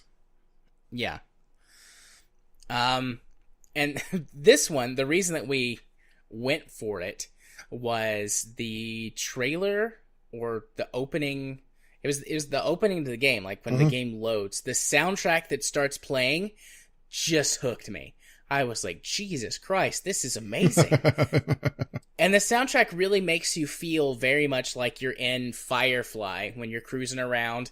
And then whenever you get into combat, there are a number of excellent rock tracks. Yeah, I have to admit, after a while, I turned it off because it does start to get repetitive. I still haven't. How much did you play? Because neither of us beat it, and I didn't even get out of the first sector. I got about 10 hours in. And okay, so you played it... And I got out of the first system right at the end of my playtime. Okay, so you played it a little bit more than me. I've played it for about 8 hours, although I don't know how far behind you I am on the story, because I spent almost all of my time testing the various game systems, like mining, testing those pretty fully, and then doing a lot of side missions. But I also lost a decent chunk of progress. Just because of the game's crappy save system. Yeah, the save system is very lackluster. I guess we should talk about that first, since that caused you so many problems, is that every time you dock at or leave a starbase, and, this is a space game, so essentially every planet has its own starbase, and actually something I didn't realize until, towards the end of my gameplay, is that the galaxy is randomly generated. So, our systems were different. I did not know that. Interesting. It didn't feel like it, did it? No, it did not. Well, anyway, every planet has its own starbase, and there's usually a few asteroid bases that are just hanging out in the various debris fields in the sector. And once you dock at or leave one of those bases, your game saves. And unless you force quit to the title screen, that is the only time it saves. So, what happened to you? Yeah, so this game likes to throw random encounters at you, which is fine. A lot. It's fine. Space is a big place. There's a lot of stuff going on, and it's an arcade-style combat game. So I get that. So what happened to me several times, this happened 3 or 4 times, I would go to do a mission, and the mission would be very far away. Sometimes I'd even try and do 2 missions because they were close together, the actual points where you completed the mission. So I'd go out, do the mission, and I'd be on my way back to base to turn in the mission. So I'd get the save and then also the mission completion reward. I'd get a random encounter that was some enemies, which is fine. It drops you out of warp. And then immediately it's like, oh, these guys are too tough for you. You should flee. You really need to flee. And it's like, oh, shit, yep, I should totally flee. But I got blown up before I could get far enough away. Well, what's also a little warp drive. Irritating about that system is that it doesn't always tell you, and it's not really a UI element. It's just sometimes the ship AI is like, this fight, it's all right. And and other times they don't tell you at all. And even the missions that would say, like, high risk, you might just wind up finding a bunch of low-level enemies. Mm-hmm. And honestly, sometimes even when they would be like, oh, these enemies are too tough for you, you could still defeat them. Because they might be high-level, but they were all, like, fighters and gunships versus capital ships. Yeah, or sometimes they're spread out enough where you're able to pick one off at a time and drop the threat level down. Yeah. So, this happened to me 3 or 4 times, causing me to lose, in total, probably 2 hours of progress. So, I played for about 8 hours. But you only have probably 5 to 6 of actual progress time. Right. Which was really frustrating. And that happened even once I got out of the starter ship.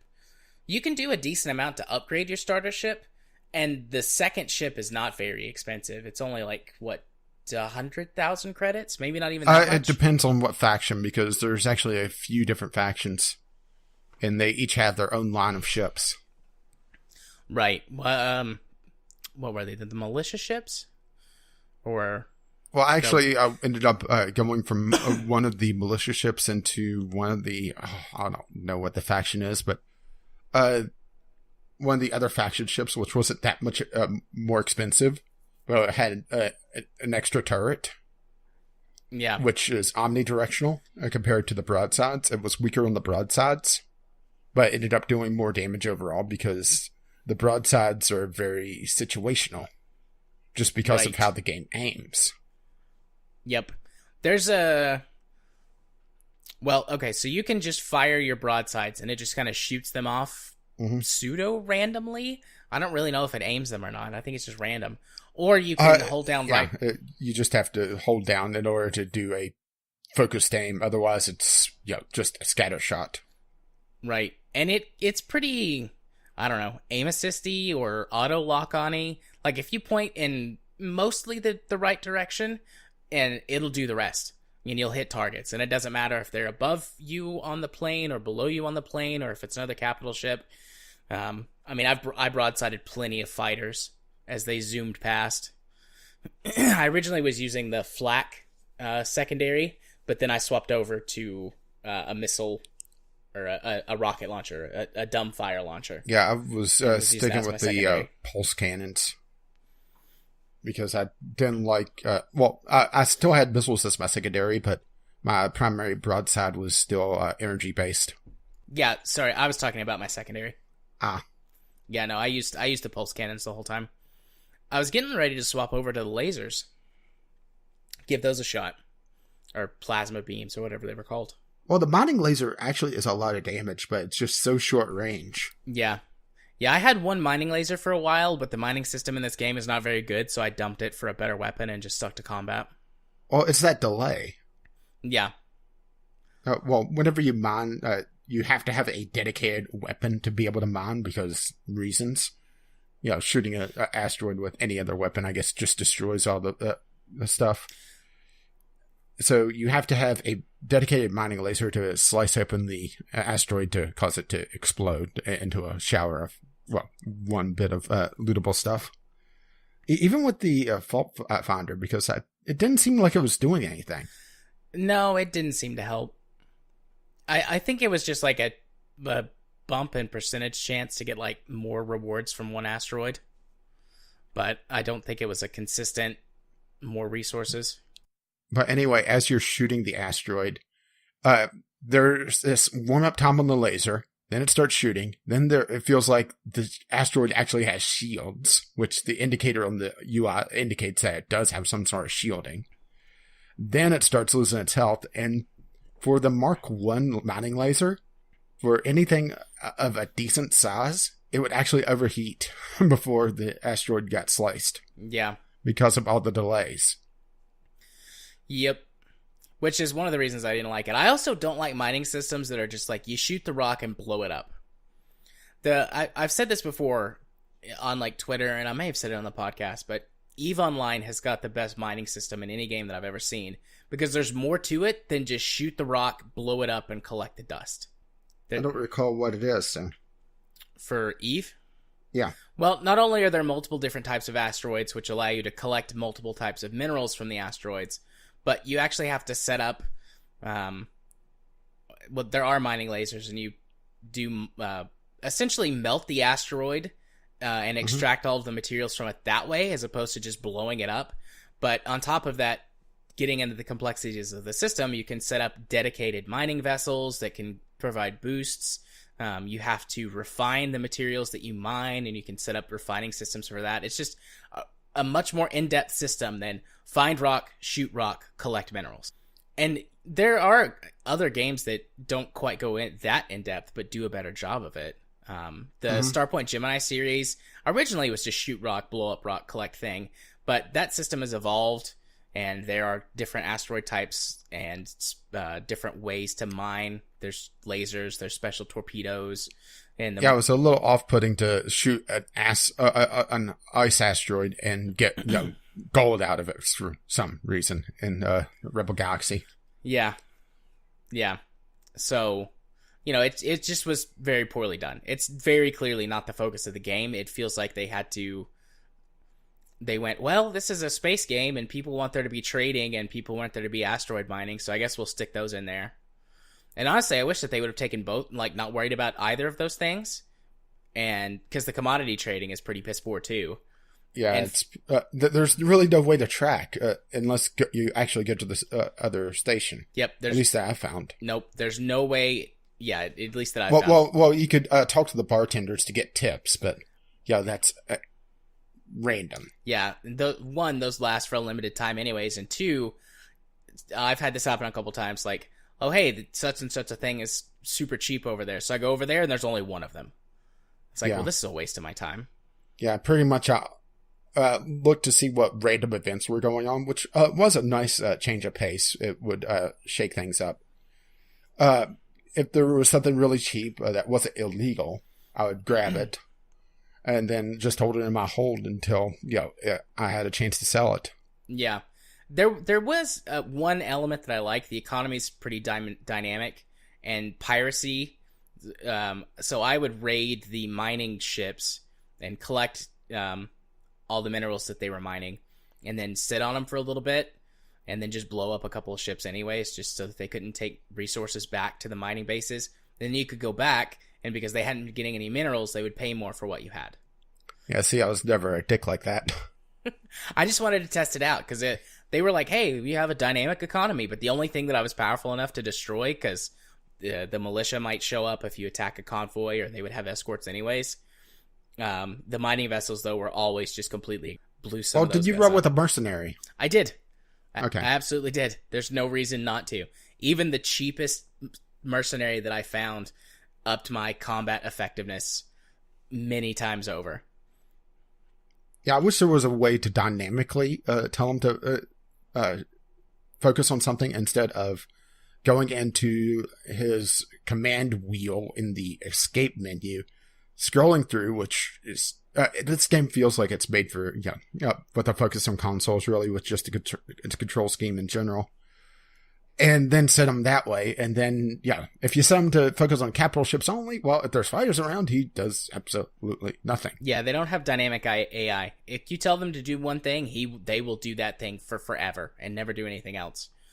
Because I thought, well, I'll just tell him to attack my target, and then if I target something, he'll focus on that, and then he'll just fight other stuff the rest of the time. Nope. Flies around in circles with his thumb up his ass, unless I target something. So I just left him set on target all. And it's also the same for your turrets as well. The ones that can auto fire. They have the exact same settings. So aside from the flak turrets, which I set basically to just attack missiles, because they were useless against fighters for some reason, the little pulse turrets were way better, at least in my experience. But then I dumped the flak turret, just got another pulse turret on the starting ship, and never looked back. So the focus of this game is very clearly the combat. The story is, so far, nothing to write home about. Mm-hmm. Pretty generic, like, oh, you inherit a ship from someone, and there's a mysterious artifact with it, and you're trying to figure out what that is. I will say that the animation quality on the various NPCs and stuff, as well as the voice acting for an indie game, really good. I did notice the bartenders were which, they're all one of at least two models, because I did hit a female bartender at one point that was an Australian. Did you see the robot bartender? Because I had robot bartender as well. I didn't have robot bartender, but I did have robot NPC for story. Yeah, the scientist guy. Yeah. I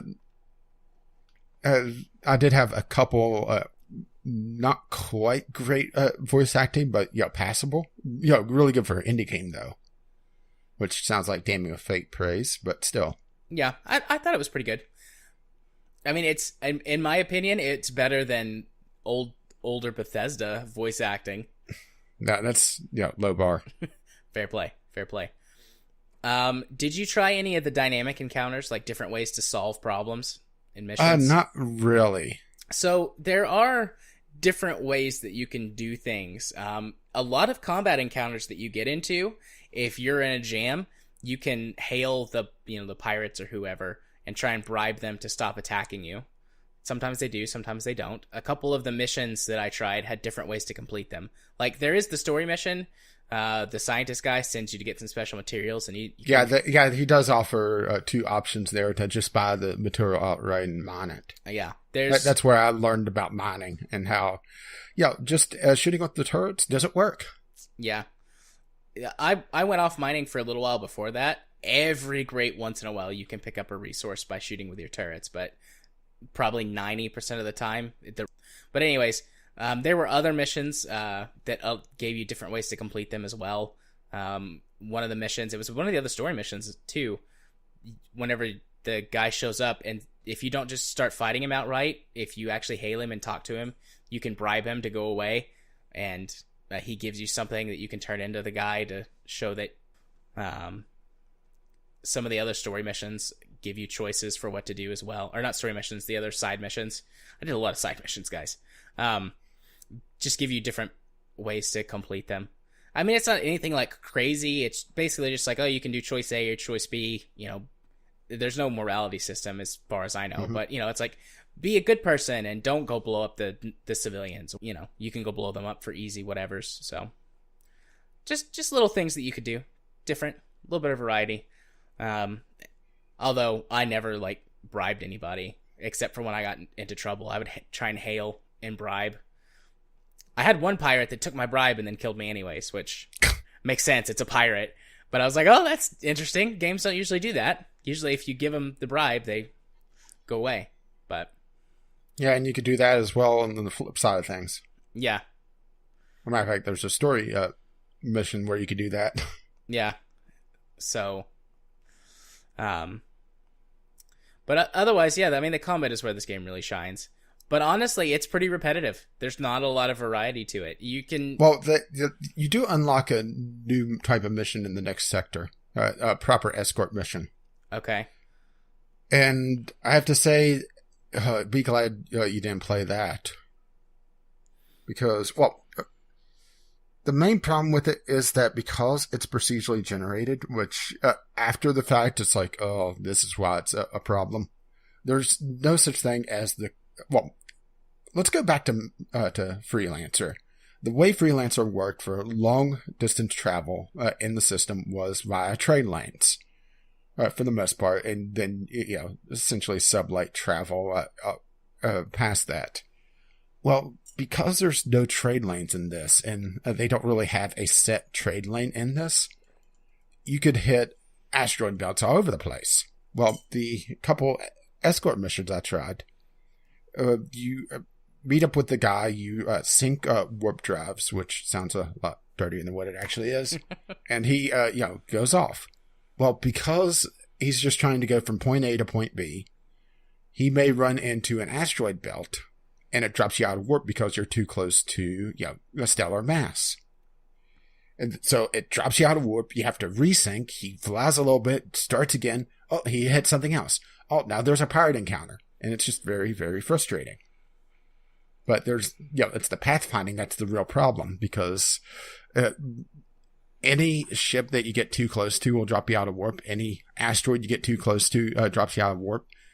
And it doesn't feel like there's a really clear path from point A to point B.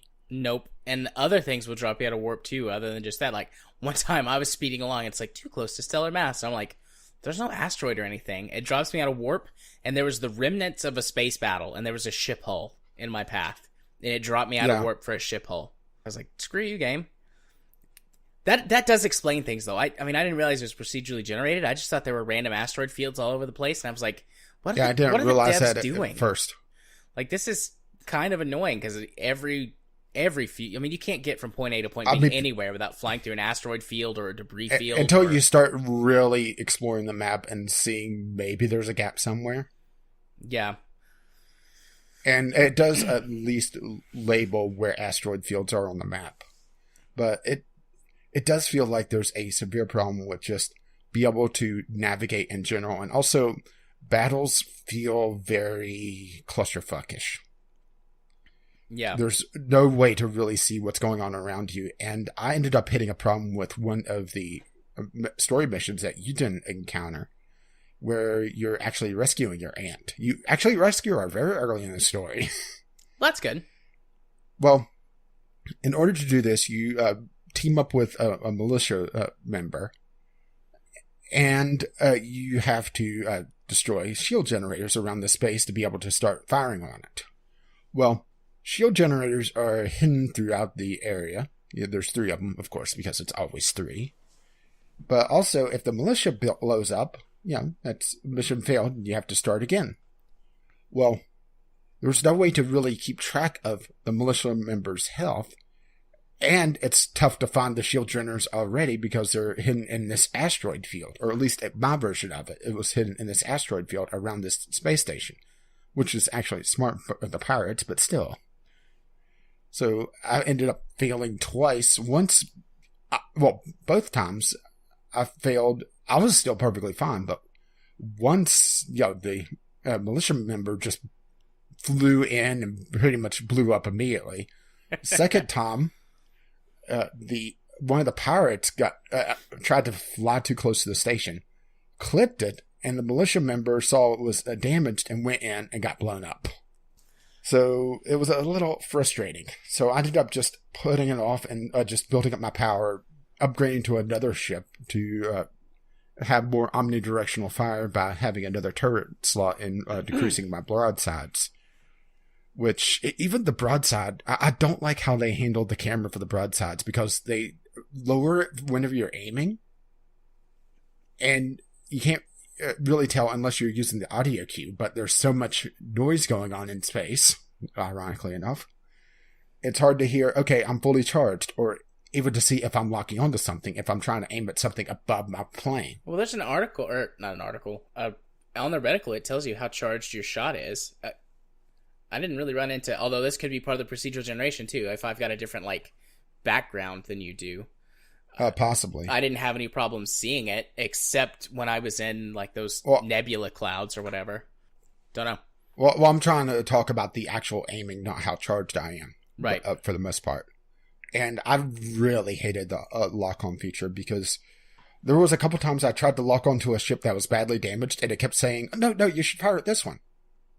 Because they were both at about the same degrees from me. Yeah. And I ended up fighting it. And, one time it took me a lot longer to destroy a ship because I was able to get its shield back up, which was irritating. And even the scanner, it's not really a good way to see what's around you, because you pulse the scanner and then you go to map view and you just see hostile, hostile, hostile. It doesn't label anything. Well, you can press tab to activate the scanner. The local scanner, and it pauses. There's an active battle even that pauser. Doesn't really help. I'm mostly tried to do that with the actual battle to be able to babysit the battleship that was coming with me. Right. Okay. Because there's just so many fighters, it was just being swarmed. I gotcha. Yeah, I never had any problems with. Well, but I didn't get there though. I don't know how many fighters. Yeah, you didn't. Yeah, you didn't get that far. But. Yeah, I never had any problems with fighters or gunships. Occasionally a bomber, a really high-level bomber, would do some serious damage to me, and then just running into too high a level a capital ship. Otherwise, I didn't have any... I didn't particularly like the broadsides, but I didn't like manually controlling the turrets either. So, most of the ended up time, just flying around. most of the time I would just tool around and let the auto turrets do it and practice my flying. You could actually do some pretty nifty maneuvers. Like I figured out how to do like a J turn. So if one of my shields got damaged, I just do a J turn and flip around the other side of the ship really quickly while my shield popped back up. And doing a lot of like charge in and retreat maneuvers. I mean, I do broadsides hitting the occasionally. deflector.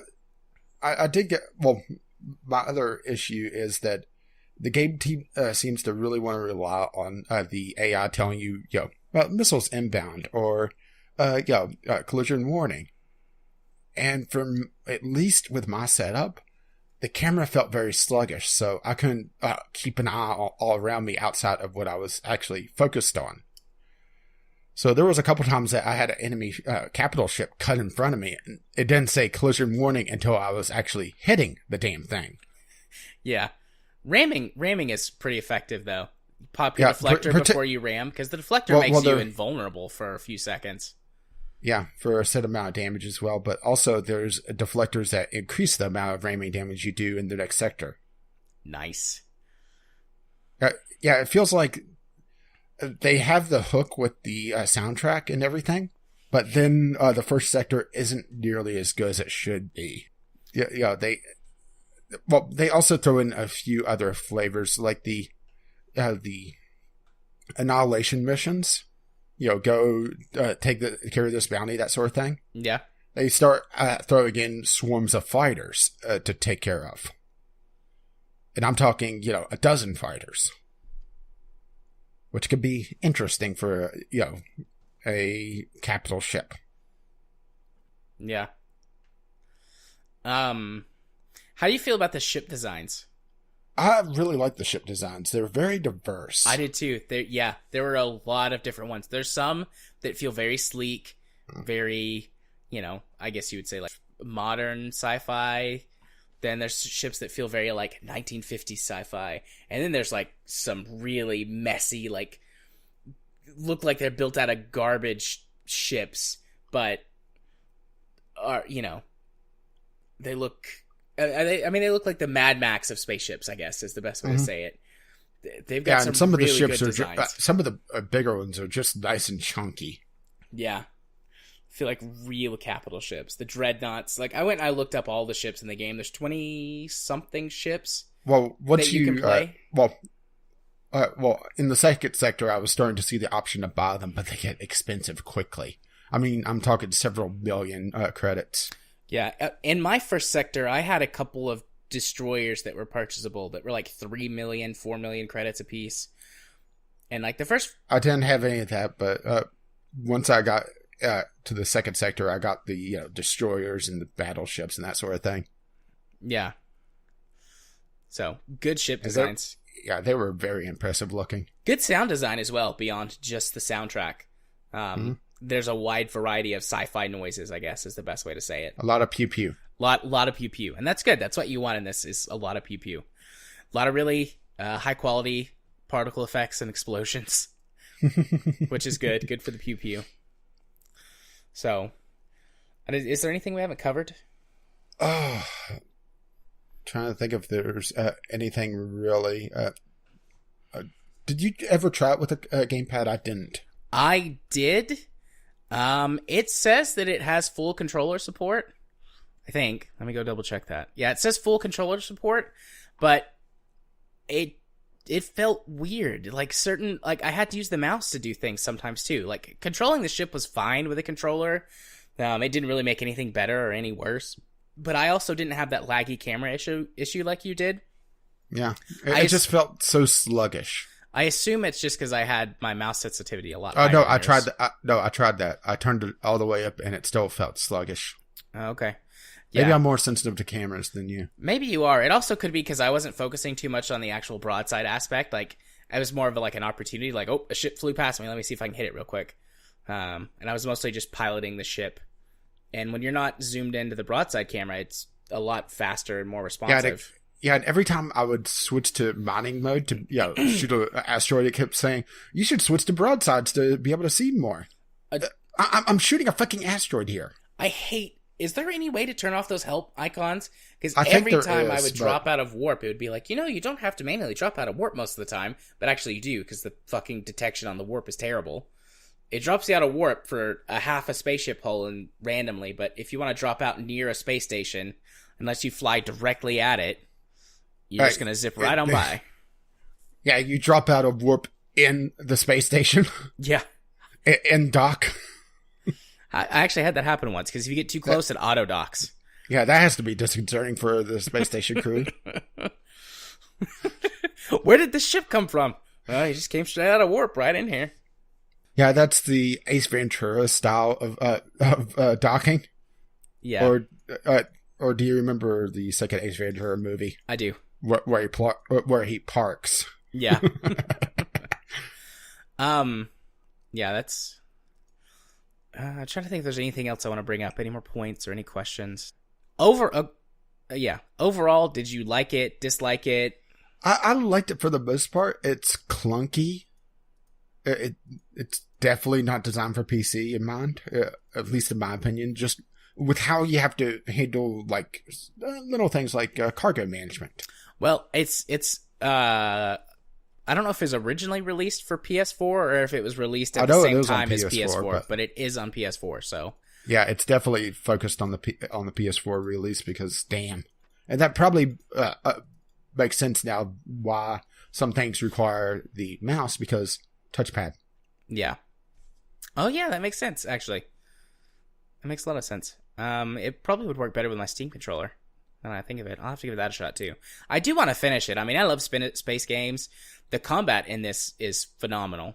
Yeah, it just gets very repetitive because they keep throwing the enemies at you over and over and over again. If the spectacle ever wears off, there's not much left to the game. And that sort of thing tends to stick with me longer than it does for you. But yeah, if the spectacle ever wears off, there's nothing left in this game. The trade mechanics are not good. The I will say that good. upgrade warp seemed to help with the random encounters. I'm not sure if it's on a timer or a set percentage after being in warp for so long. But I did upgrade my warp to be faster, and it seemed like that did decrease the number of times I got stopped. Yeah, I don't. So I'm thinking it's like some sort of percentage. It might be. I upgraded my warp drive to... I don't remember if I had the maximum one or not, because there was like 3 levels available to me. I think I only got 2, but I also had an upgraded booster so I could escape a lot easier. Yeah. And they flat out tell you, focus on defense first, which is a little strange for a space game. Yeah. Which I did do. 99% of the time, I had no problems. Even if my shields got dropped and I took some damage, like, I never had any massive issues. But that 1% of the time, specifically when I would get dropped out of warp right in the middle of a group of enemies that I couldn't escape, then I would just get overwhelmed. Yeah, and then you lose a bunch of progress. Yep. So... And they, unless you force quit to the title screen after completing a mission, they really punish you if you start doing a lot of missions back to back without going back to station because you're running a risk of losing a hell of a lot of progress. Yeah. Not only that, but I mean, your ship, unless you have the module that allows you to repair your ship in space, you just start racking up damage over time, which causes your ship to perform more poorly. Yeah, and that's only internal damage as well, so... your hull isn't getting repaired. Granted, with some creative use of deflector in flight, that can be mitigated. Yeah. Like my J-turn. I was so excited when I learned how to do that. I was like, oh, it's kind of like I'm in Battlestar Galactica. Kind of. But, yeah. I also... with some of the ships do look like they come out of Battlestar. Yeah, they do. Especially some of the more flat, I think it's the militia designs. Yeah. Yeah, I was getting that vibe from them, actually. Either that or like the Daedalus from Stargate. Yeah. Yeah. I could see that. I didn't think of that about that before, but yeah, I could see that. But I also enjoy the game and would recommend it. It's normally $20 on Steam. Yeah, I'm not sure about the $20 price tag. It's, for me, it would be an easy $5 purchase. And a pretty solid $10 purchase, I think. And yeah, I paid $5 for this when it was on sale two months ago, the Halloween sale, month and a half. Month and a half, yeah. So I paid $5 for it. Definitely worth $5. When I'm, as long as the spectacle doesn't wear off for me, I'll probably get 25 hours, 30 hours out of it, and that's a great. I'm not sure how how long the story actually is, because How Long to Beat said 20 hours, and I barely got out of that first sector. Granted, once you do, they keep throwing walls at you. That's probably the thing that puts me off from it the most. The freelancer problem. Yeah. But this is a lot smaller but more numerous walls. Like, for example, to leave the first system, you have to buy a jump drive, which is 75,000 credits. Thankfully, I happened to buy it beforehand, but if I'd been, that would be, grinding out a few more missions. But also, getting into the next sector, you start seeing more expensive commodities to just randomly pick up and hold on to, and the price of missions go up. And also, I did happen to join a couple of guilds, which also unlocks extra missions. Which, did you join any guilds? No, I didn't. Or, I joined the Merchant Guild, which is a lot of convoy stuff. Some of it was actually go buy the cargo and then deliver it, which, fuck you. You're not paying me that much. Or dead drops, which the dead drops are interesting. Did you do one of those? Yeah, I did several dead drops. Yeah, they're just a cargo container floating out in the middle of space. You loot it, and then enemies jump in. Yeah, they're probably the easiest mission to complete. Yeah, which I did like, occasionally in an asteroid field finding things like just a cargo container just floating there. Yeah. Like somebody was making room for more minerals or that sort of thing. Yeah. Or that was a nice little touch. Battle. Yeah. I mean, there's definitely stuff going on in the world even when you're not there. Yeah, and there was a lot of junk fields as well. Yeah. At least in my system. Like there was a old war that happened. Yeah, I had a couple of junk fields, but mine were mostly asteroid fields, and I had a ton of like nebulas that had lightning storms or something in them. I only encountered the nebula with the lightning storm once. I did occasionally get this sensor scrambler one, but that was a rarity in my system. Mine was just littered with asteroid fields and junk fields. Yeah, I had one. Which the junk fields didn't do that much resources. It was mostly the asteroid fields. And a couple times there was a couple mineable asteroids right outside of a base. I'll just go loot those and then carry the resources back. I had one field that I went to. This was on a dead drop mission that was lightning storm and sensor scrambler. Ew. It was pretty bad. Made it difficult to fight because you get struck by lightning and one of your shields goes down. Thankfully, it doesn't do any hull damage, but every time the lightning hits you, a random shield drops. Yeah, that's not fun. And then I had no sensors, so I couldn't tell where the enemies were. So I still had the flat cannon at the time, so I just held down shift and spun around in circles until all the enemy ships died. Spin to win. Yeah, it worked out all right. So yeah, pretty good game. Story's a little lacking. And this is the spectacle. If it wears off, there's not a lot left of the game. I mean, this is not a game I would suggest playing for long periods of time, in huge chunks. It's a good, come to it every so often. Yeah, but God, the soundtrack is really good. I mean, I think my biggest problem with the soundtrack, and this is going to sound weird, is that several of the background songs have vocals in it. So I kept picking them out. Yeah, I like that though. I mean, it's different. Every other game I've ever played, like usually the backing soundtrack is always like orchestral or very quiet, and this has some of that too, but also rock and something that seems borderline metal occasionally, but not quite going across the line. But there's also like some twangy stuff as well, which is what gives it that Firefly feel. You're driving around in one of the sort of, not exactly the junky ships, but one of the ones that's like not symmetrical. And then that music comes on and it's like, yeah, I'm in Firefly right just for a minute. It's good. Really good. Yeah, until Fox cancels you. Yeah. And airs your story out of order. But yeah, if you want a cheap sci-fi game with some good pew pews, pick this up on sale for $5, maybe $10 if you've got a little more money to spend or are a little more tolerant of this sort of stuff. I would say though, definitely $5. It's been on sale for that a few times. It was. Yeah, it's a shame that they never did much post-patch support, because there are a few things that could have been polished up a little bit, I think.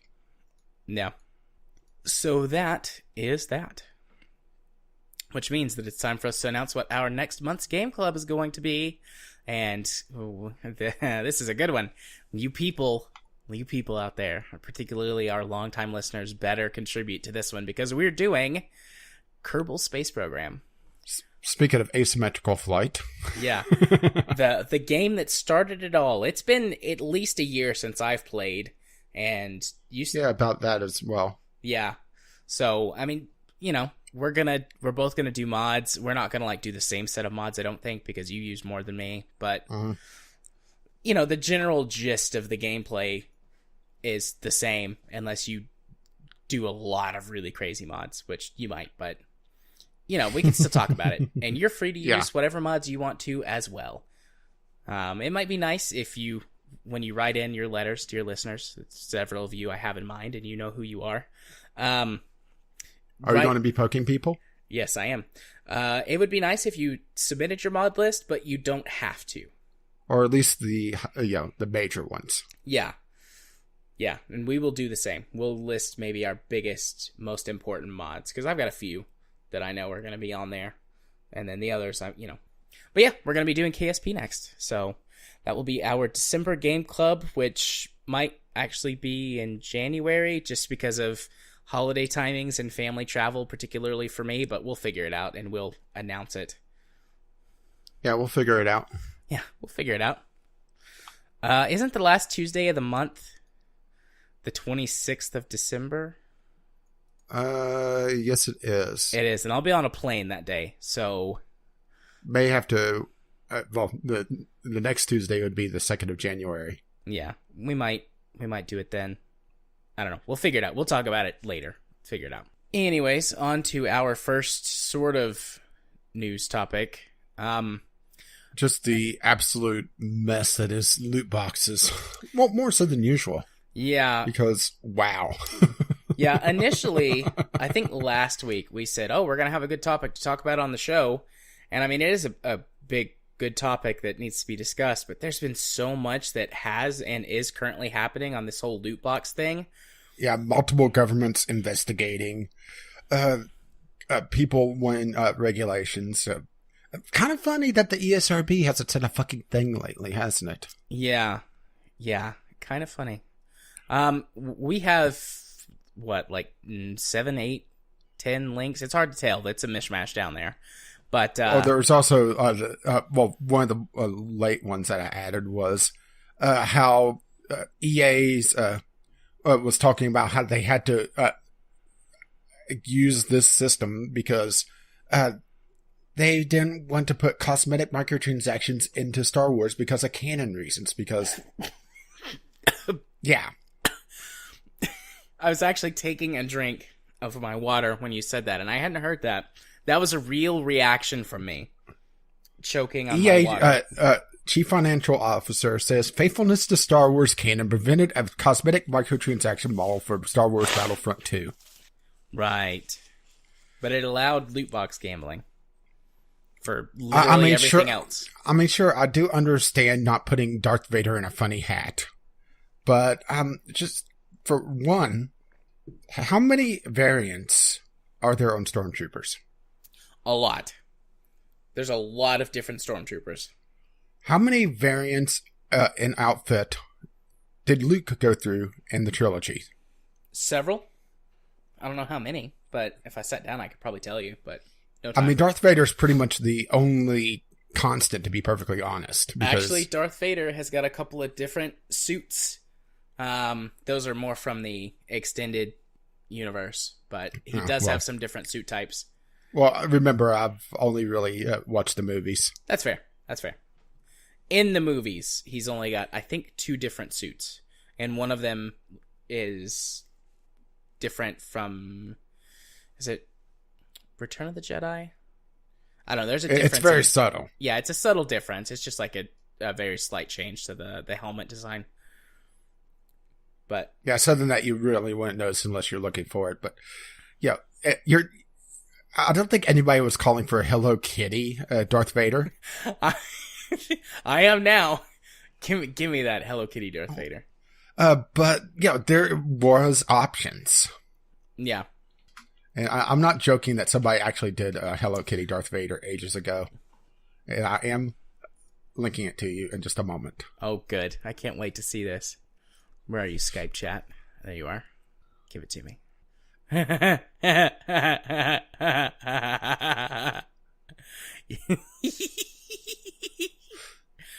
Oh, yes, please. I want Hello Kitty Darth Vader. And a different variant. I like the other one better with more pink. Of course you would. But yeah, there is options. I think part of this may just be Disney wanting, full creative control, which, obviously that worked out well for them, and wanting to vet everything, and also just greed. So, yeah, because they probably looked at the various studies on different payment models, and it's like, well, this one makes all the money, this one only makes most of the money. And it ties back into the loot box thing because, this has been the final thing because, Star Wars is, it's not the biggest intellectual property on the planet. It's one of the most prominent. Yeah.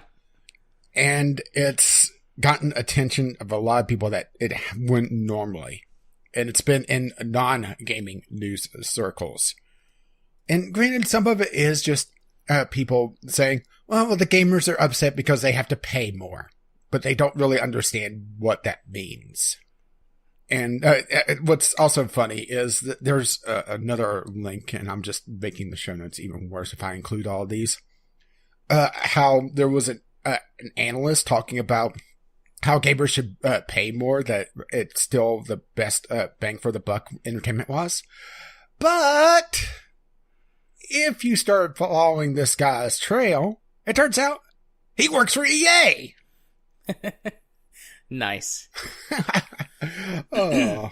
I mean, games are typically the best bang for your buck in terms of entertainment value, but I mean, I wouldn't mind to pay more money for video games if that meant that all these systems wouldn't be in there, but we can't trust the companies to do that. They would just charge more and then put the other systems back in there. Yeah. So. Yeah, and that's where it all falls apart is that the games industry is not built around trust to begin with. Yeah. We did kind of get off topic a little bit, though. I mean, we were just going to kind of hit the high points. But, I mean, you really covered it with one sentence. Multiple governments investigating these being forms of gambling. Including the Hawaii state government, and they're talking with other state governments to join in because, oh boy, this is going to be fun. And I love that was he the governor or?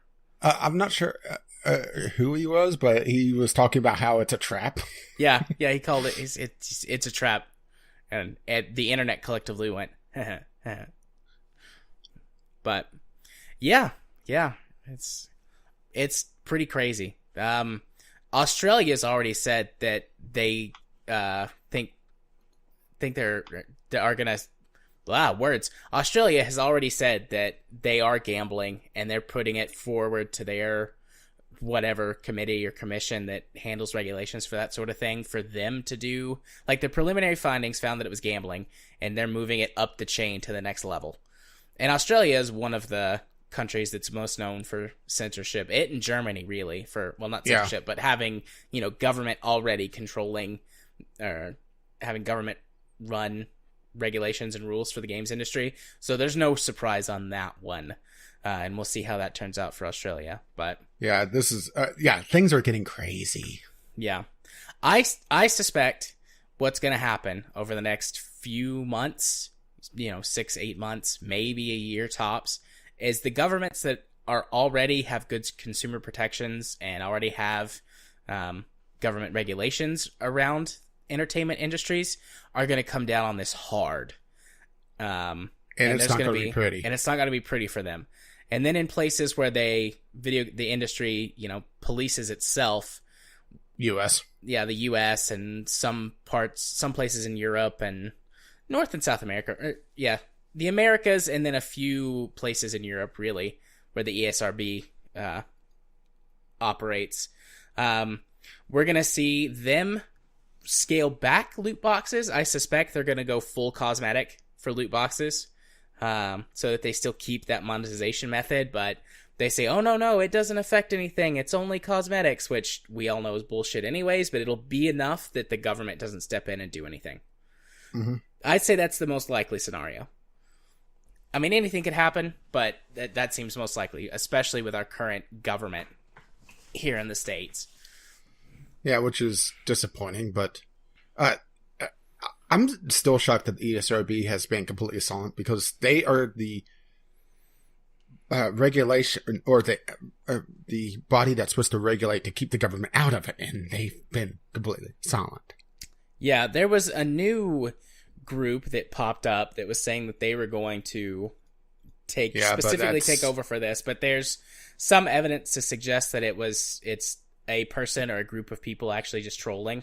It's difficult to tell because there's a lot of official evidence to support them, but then also some people are saying, no, this is us trolling. So as of yet, that's currently breaking news. Yeah, Probably by the time the podcast goes live, we'll know for sure, but that happened this afternoon. So yeah. Crazy shit. Yeah, it's a mess. We've got a bunch of links.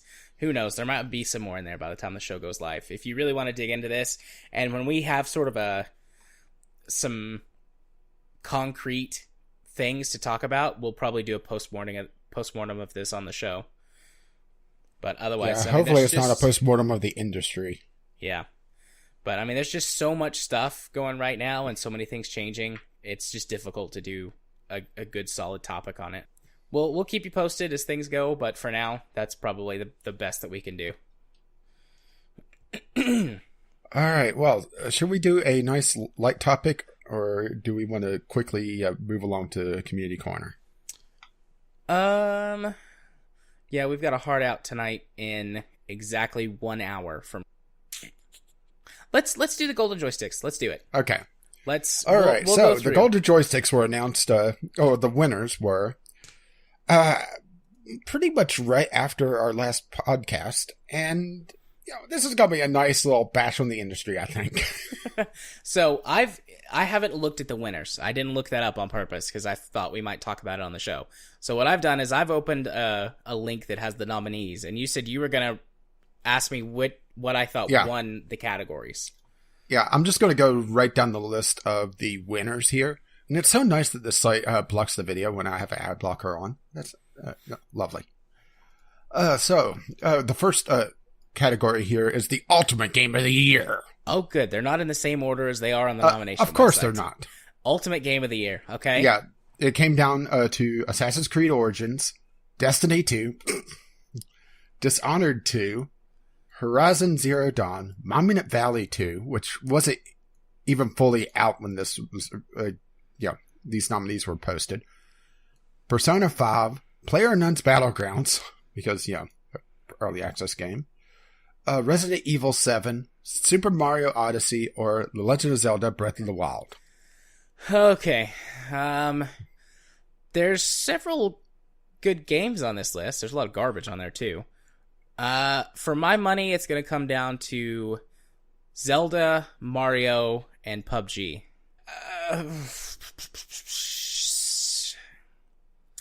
Mario. Super Mario Odyssey. Zelda. Okay. At least it wasn't PUBG. Yeah. Yeah. The fact that PlayerUnknown's Battlegrounds is on these categories multiple times is disturbing. It's not even fully released.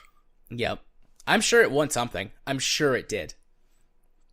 The only positive part of that is if it did, we can finally be saying, look, early access games, if they can win awards, they can receive as much criticism as anything else. You can't hide behind that as a defensive criticism. But it's a beta. Yeah, whatever.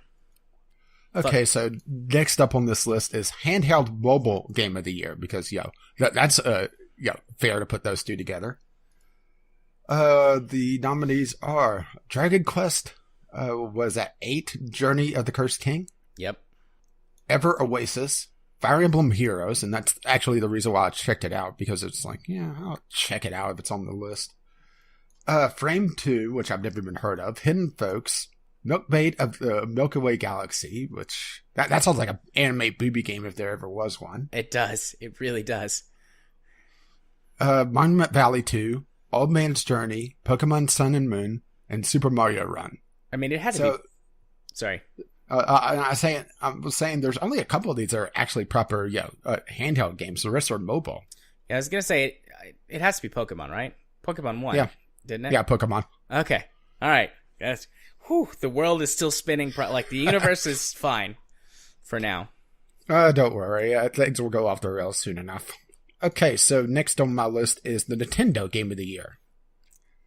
Which, some of these are pretty much Nintendo Game of the Year anyway. And I don't really have any idea what a couple of these are. ARMS, which is the fighting game. Bird Boy, which who knows what the hell that is. Yeah, I don't know what Mario that is. plus Rabbids Kingdom Battle. Mario XCOM. Mario Kart 8 Deluxe. Metroid Samus Returns. Pokemon Sun and Moon. Snipper Clips, which I think is only here because it was a launch title. Splatoon 2, Super Mario Odyssey, which wasn't even released when these were nominated, by the way. And Legend of Zelda Breath of the Wild. I want it to be Mario plus Rabbids, but I know it's not. It's probably... I mean, if Zelda won Game of the Year, wouldn't it also win Nintendo Game of the Year? So I'm going to say Zelda. Yeah, well, it did. Zelda won both Nintendo Game of the Year and Ultimate Game of the Year. But remember, this was a popular vote, so yeah. Okay, so PlayStation Game of the Year, which, no real dog in this fight. Everybody's Gold, whoever the hell that is. Horizon Zero Dawn, Nex Machina, Nier Automata, Do, Persona 5, Stark, The Last Guardian, Uncharted Lost Legacy, or Yakuza 0. I actually know, what 3/4 of these games are. But I haven't played any of them. I've just heard people talk about them on podcasts. I'm going to guess Horizon Zero Dawn. So many people have said that was, their Game of the Year contender anyways. That's going to be my guess for PlayStation Game of the Year. Horizon Zero Dawn. Well, you got it. I'm bad at that. I swear to God, I'm not cheating. I swear. I just have my finger on the pulse of the gaming industry. Now watch, I'm going to miss all the rest of them. I would say more you're feeling the prostate. That's fine with me. Okay, so Xbox Game of the Year. Cuphead. Dead Rising 4. Forza Motorsport 7. Gears of War 4. Gigantic. Halo Wars 2. Pit People. Slime Rancher. Tacoma. Oh, none of these? None of them? None of them? Really? One of them. All right, so it's between Cuphead, Gears of War 4, and maybe Dead Rising. But I'm going to go with Cuphead since it's the most recent, and it's been doing really good numbers. And you got that one. Yes. The fact that Cuphead beat out Gears of War says something, doesn't it? Yeah, well, Gears of War 4, 1, it came out at the start of the year, and 2, it wasn't very good. All right, so PC Game of the Year. Oh, boy. Dream Daddy. No, I'm not making that one up. Endless Space 2. I love Dream One Daddy. Shot. Planet Coaster. PlayerUnknown's Battlegrounds. Rising Storm 2 Vietnam. Stories Untold. Total Warhammer 2. Warhammer 40k Dawn of War 3. Or West of Loathing. So, congratulations to Endless Space 2 and West of Loathing and Dream Daddy for making it on the list. Good showing. Maybe even Planet Coaster 2. Unfortunately, you're going up against PUBG, which is like the PC gaming sensation of the year. It has to be PUBG, right? Yeah, unfortunately. Yeah, of course. I mean, the fact that it beat out these. Yeah. I've talked about it before. PlayerUnknown's Battlegrounds has to be the most bland battle royale game there is. There's so many other ones that actually throw in some sort of odd mechanic. This is just... Anyway, Critics' Choice Award. Is that on here? Critics' Choice. I don't see it, so... No, it's not on here. Okay, they gave it to... well, do you want to try to guess? Is there like a list that you can... No. Okay, Critics' Choice Award. Super Mario Odyssey? Legend of Zelda. Okay. I figured it was going to be one of those, but the critics would have had access to it before the general public, so... Yeah, so it was the year of Nintendo so far, huh? Yeah. All right, so Lifetime Achievement, Sid Meier. I'm not going to force you to try to guess that one. Okay. Okay, so Best Storytelling. Horizon Zero Dawn, Nier Automata, Night in the Woods, Persona 5, Prey, Pyre, Tacoma, Torrent, Tides of West Nomura, Uncharted The Lost Legacy, or What Remains of Edith Finch. Oh, this one's tough. This one will be tough, because Nier Automata had some really good storytelling aspects to it. Did some interesting things with, replay, like second and third playthroughs and stuff. Horizon Zero Dawn has been talked about super positively for the way it handles its story. A couple of these other games, like Empire, have been also very praised. And I'm going to go mainstream and guess Horizon. And you got it. Yes. I'm doing good. Yeah. I'm super proud of this. Yeah. Are you sure you aren't cheating? I swear to God, I'm not cheating. Okay, so Best Visual Design. Cuphead. Not even wanting the list? I can see the list of the nominees. I've just been letting you read them for the listeners, but it's Cuphead. I wouldn't even need a list to tell you that this year. Cuphead, Dishonored 2, Final Fantasy 15, Nog? What the hell is that supposed to be? I'd never heard of that before. Horizon Zero Dawn, Little Nightmares, Monument Valley 2, Dying in the Woods, Persona 5, Pyre, or Legend of Zelda Breath of the Wild, Cuphead. I mean, that's an obvious one. That one's a gimme. Yeah, that's like the star in the middle of your bingo card. Okay, so Best Audio. Destiny 2. Sorry. Hellblade, Sona's Sacrifice, Horizon Zero Dawn, Life is Strange Before the Storm. Hey, Life is Strange finally showed up. Little Nightmares, Persona 5, Project Cars 2, Pyre, Ram, a Sniper Elite 4, Tacoma, or Legend of Zelda Breath of the Wild. All right. What deserves to win that is Hellblade. But it's an indie game, so it very clearly didn't win when it's stacked up against AAA titles. Are you sure? I think so. I don't know if you're trying to trick me. I'm between Horizon, Zelda, and Destiny. This one's the one that I really don't know. I'm going to guess Zelda just because it's won a few other categories. And you got it. Yeah. All right, Best Gaming Performance. Ashley Birch as Alloy in Horizon Zero Dawn. Brian Bloom as BJ Blazkowicz in Wolfenstein: The New Colossus. Claudia Black as Chloe Fraser in Uncharted. Freya Wolf as Ryder in Mass Effect Andromeda. Sorry. Was that mean to me? Maybe a little bit, but it's okay. Jack Brand as Jack Baker in Resident Evil 7. Kyle Brown as Rachel Amber in Life is Strange Before the Storm. Or Kaylee Brown, sorry. I didn't see the I there for a moment. Belia Jurgens, Sonya in Hellblade Sonya's Sacrifice. Or Nathan Fillion as Clyde 6 in Destiny 2. Oh, I don't know. I'm gonna guess it's gonna, in my mind, it's between Ashley Birch as Alloy, again, as, since Horizon Zero Dawn has received a lot of praise, and her character specifically received a lot of praise this year. Even though she did a really good job, Frida Wolf as Ryder in Mass Effect Andromeda, that's one, that game had too many problems on launch, and came Yeah, I out couldn't help early in the year myself for an to award. chuckle. And then Nathan Fillion, who I really want to vote for or cast it to, even though I don't think he's the actual winner, because it's Nathan Fillion, and I love Nathan Fillion. He had a much bigger part in Destiny 2 compared to Destiny 1 as well. So really, I'm between Nathan Fillion and Ashley Birch. I think it'll be Ashley Birch from Horizon. Yep. But to be fair, it's already won several awards, so. Yeah, it has already won several awards. Okay, so this one's going to be a fun one. Best indie game. Okay. Dream Daddy, Everything, Friday the 13th, the game. Sorry, Friday the 13th, the game. They don't have the 13th here. That's odd.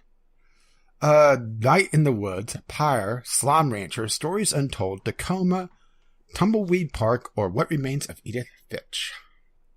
Best indie game. Oh, that's tough. Several of these on this list are very good, and a couple of the ones that aren't very good still have got really big cult followings because of what they are. And I'm a little shocked that it's not see Cuphead here. Isn't it indie? I think Microsoft wound up publishing them, so all right. I didn't hear about that. Yeah, that's why it's got PC and Xbox One exclusivity. Of course.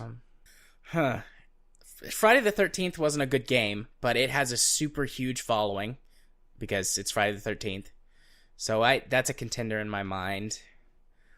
But so is Slime Rancher. So is Slime Rancher. Slime Rancher has received quite a lot of success this year, even though, in my opinion, it's not a very good game. But a lot of people like it. It just didn't connect with me.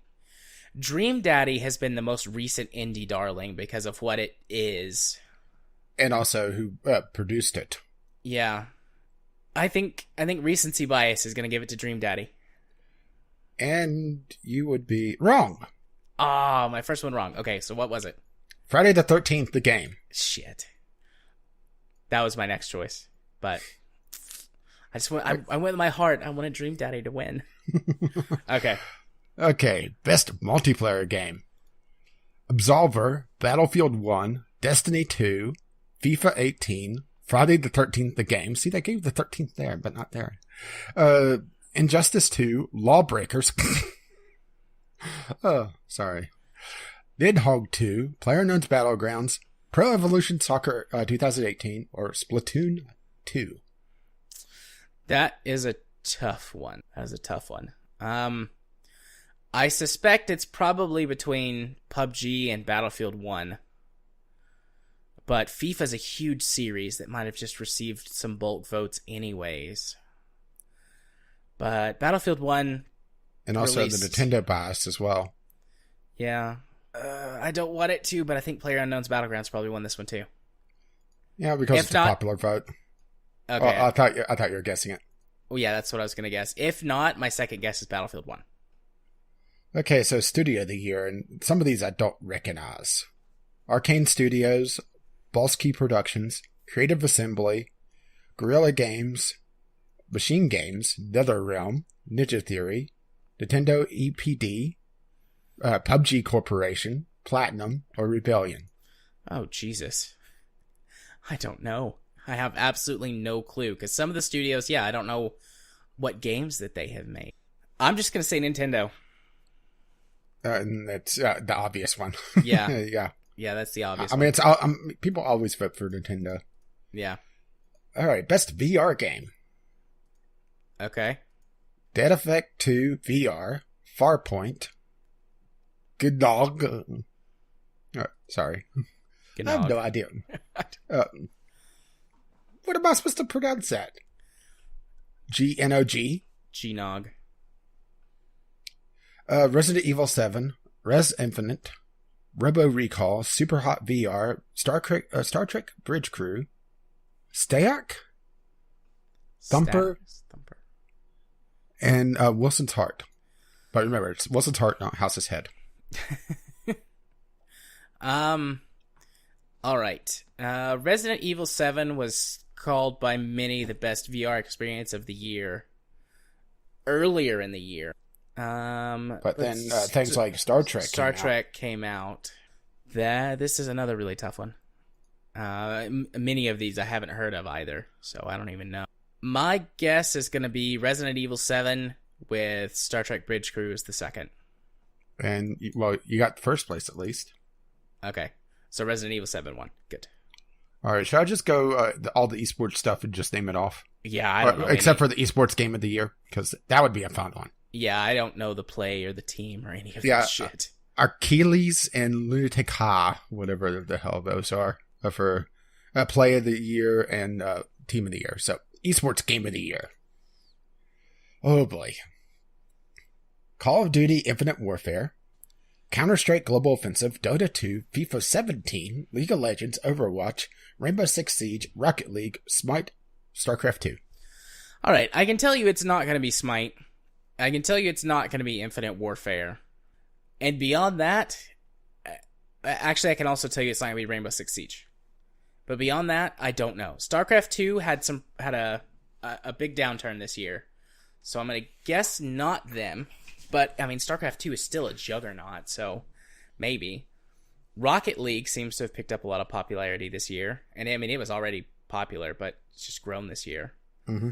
Overwatch is huge because Blizzard pushes it.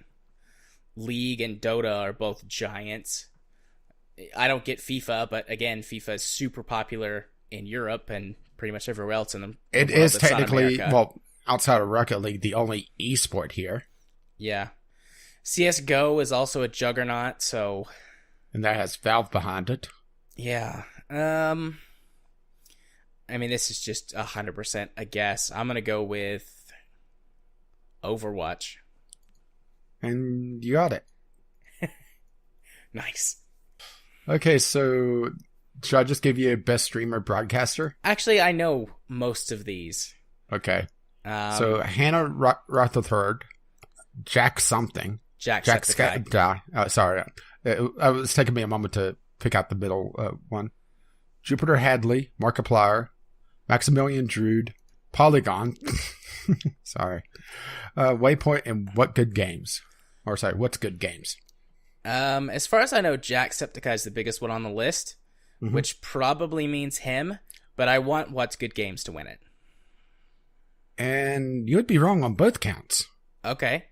Markiplier. Oh, Markiplier. I didn't know he Remember was... the tween vote. Yeah, oh yeah, good point. I didn't know he was that big of a streamer. I mean, I know Markiplier is obviously a huge YouTuber. Okay, so let's see. Breakthrough Award, is that on here? I'm not seeing it. No, I'm not seeing it. So, oh yeah, here it is.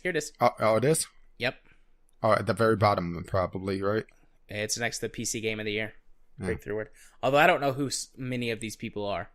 Yeah. Do you want to take a wild guess then?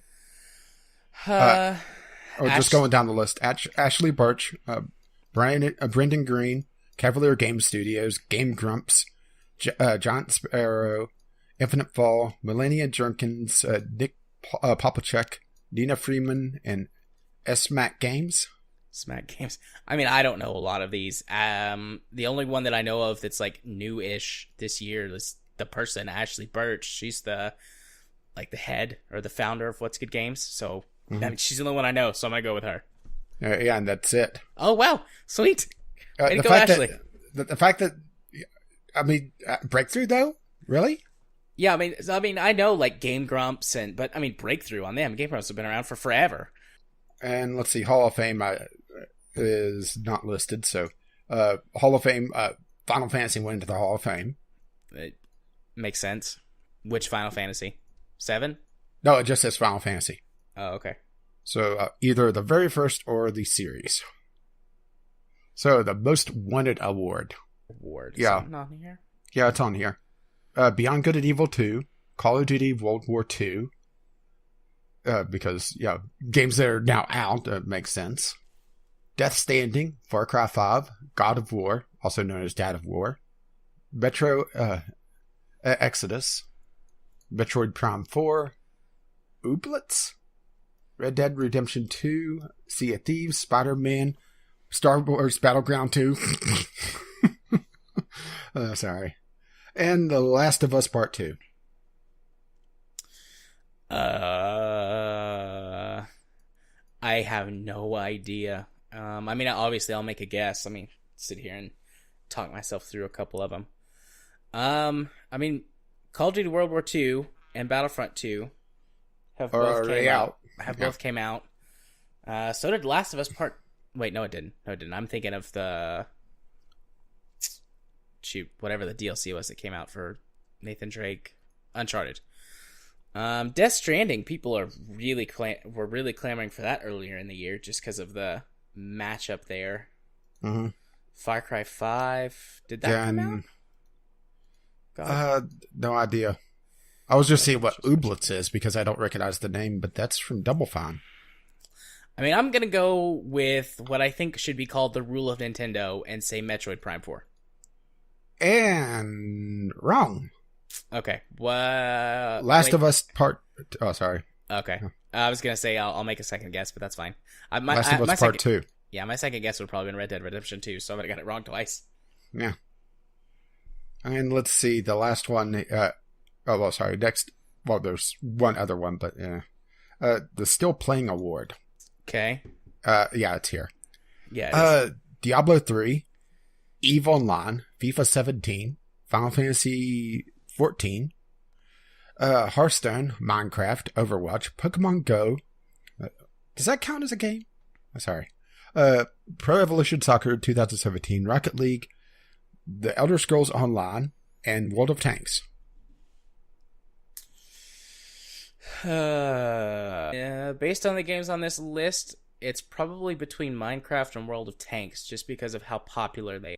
Maybe FIFA 17? I would also put Pokemon Go on it since they just were having a event recently. Yeah, I suppose. I'm going to go out on a limb here. I'm actually going to say World of Tanks. And that's it. Woo! And I don't think this last one is here. The outstanding contribution to the UK gaming industry. Yeah, that one's not on here. Yeah, and I have no idea who this is. Debbie Bestwick, MBE. So you did really well. Bestwick. That, for some reason, that sounds familiar to me. I'm going to Google her really quick. Co-founder of Team 17. Okay, that is where I... And MBE is Order of the British Empire, so she's been knighted or close to it. But co-founder of Team 17, so that makes sense. Even though Team 17 pretty much just worms these days, right? Or am I thinking of something else? No, they're worms. I don't know, but I recognize them for worms. Yeah, I mean, that's a lot of worms. Yeah. Oh, looks like they were responsible for Overcooked and Yooka-Laylee. Ah, all right. Well, at least one of those was good. What? Just your wit, sir. So I had like what, an 85-90% hit rate. Granted, you usually got them down to one or two options.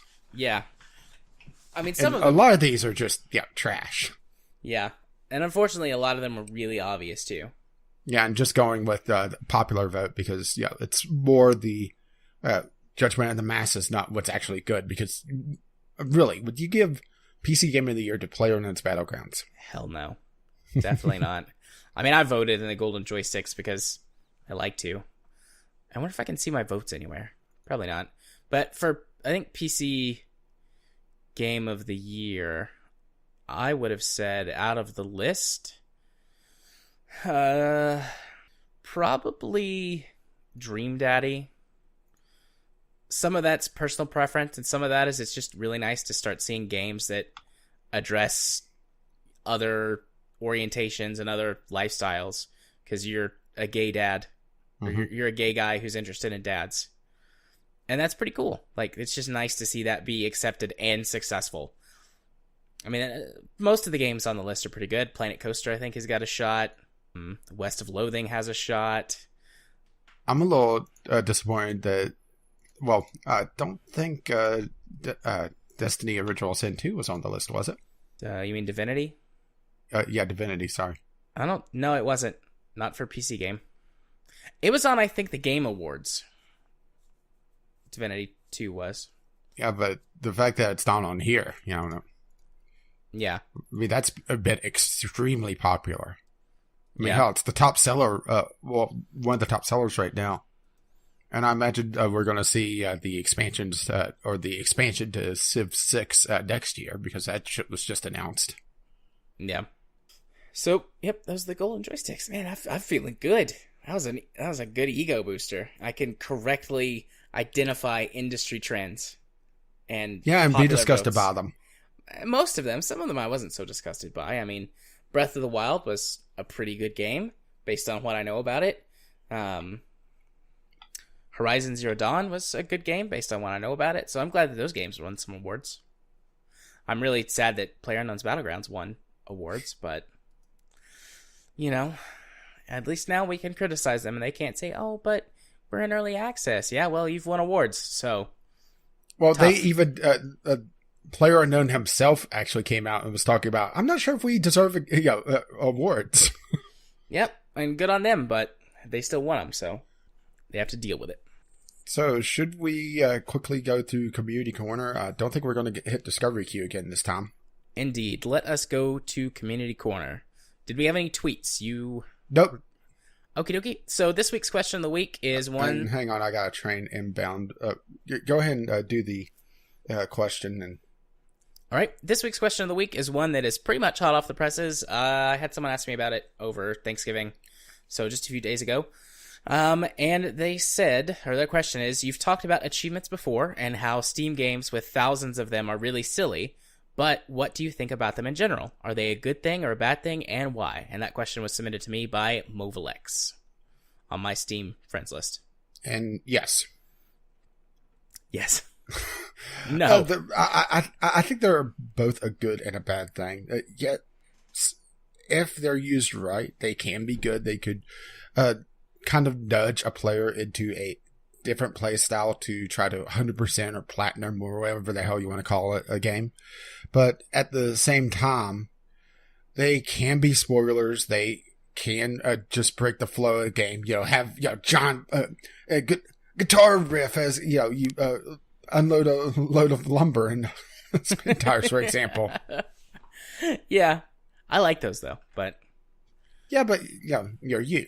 They're silly and over the top, and I like that.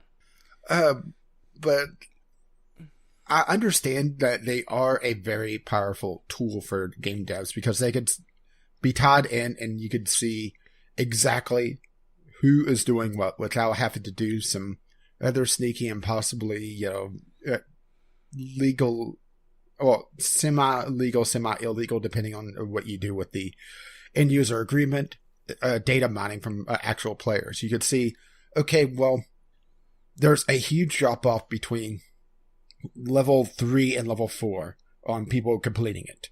Why? And try to figure it out.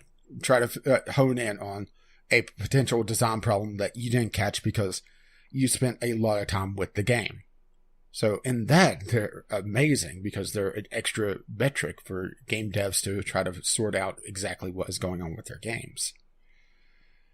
But then you run into things where, there's blatant story spoilers. It could spoil upcoming games because, the Steam achievements get posted or, somebody data mines the achievements and what they do. So it's a double-edged sword, really. I think that there can be some negatives to them, but overall that they're a good thing. And as long as it's not, here's 5,000 achievements for you or whatever. Because, one, they provide additional sort of completion milestones for people who really like games or who are completionists, providing something that we talked about earlier, like rewarding you for suboptimal levels of play in order to do something specifically, because gamers tend to be, they either seek out the greatest reward or just min-max to get the most, efficient whatever, depending on what the game is. So rewarding players for doing things a little bit differently or weirdly can definitely break up gameplay and add a new level of completion to it. Also, there's sort of like a competitive tool for single player, because you can go to your friends and like, oh, hey, you played whatever game. Did you get this achievement? Oh, no, you didn't?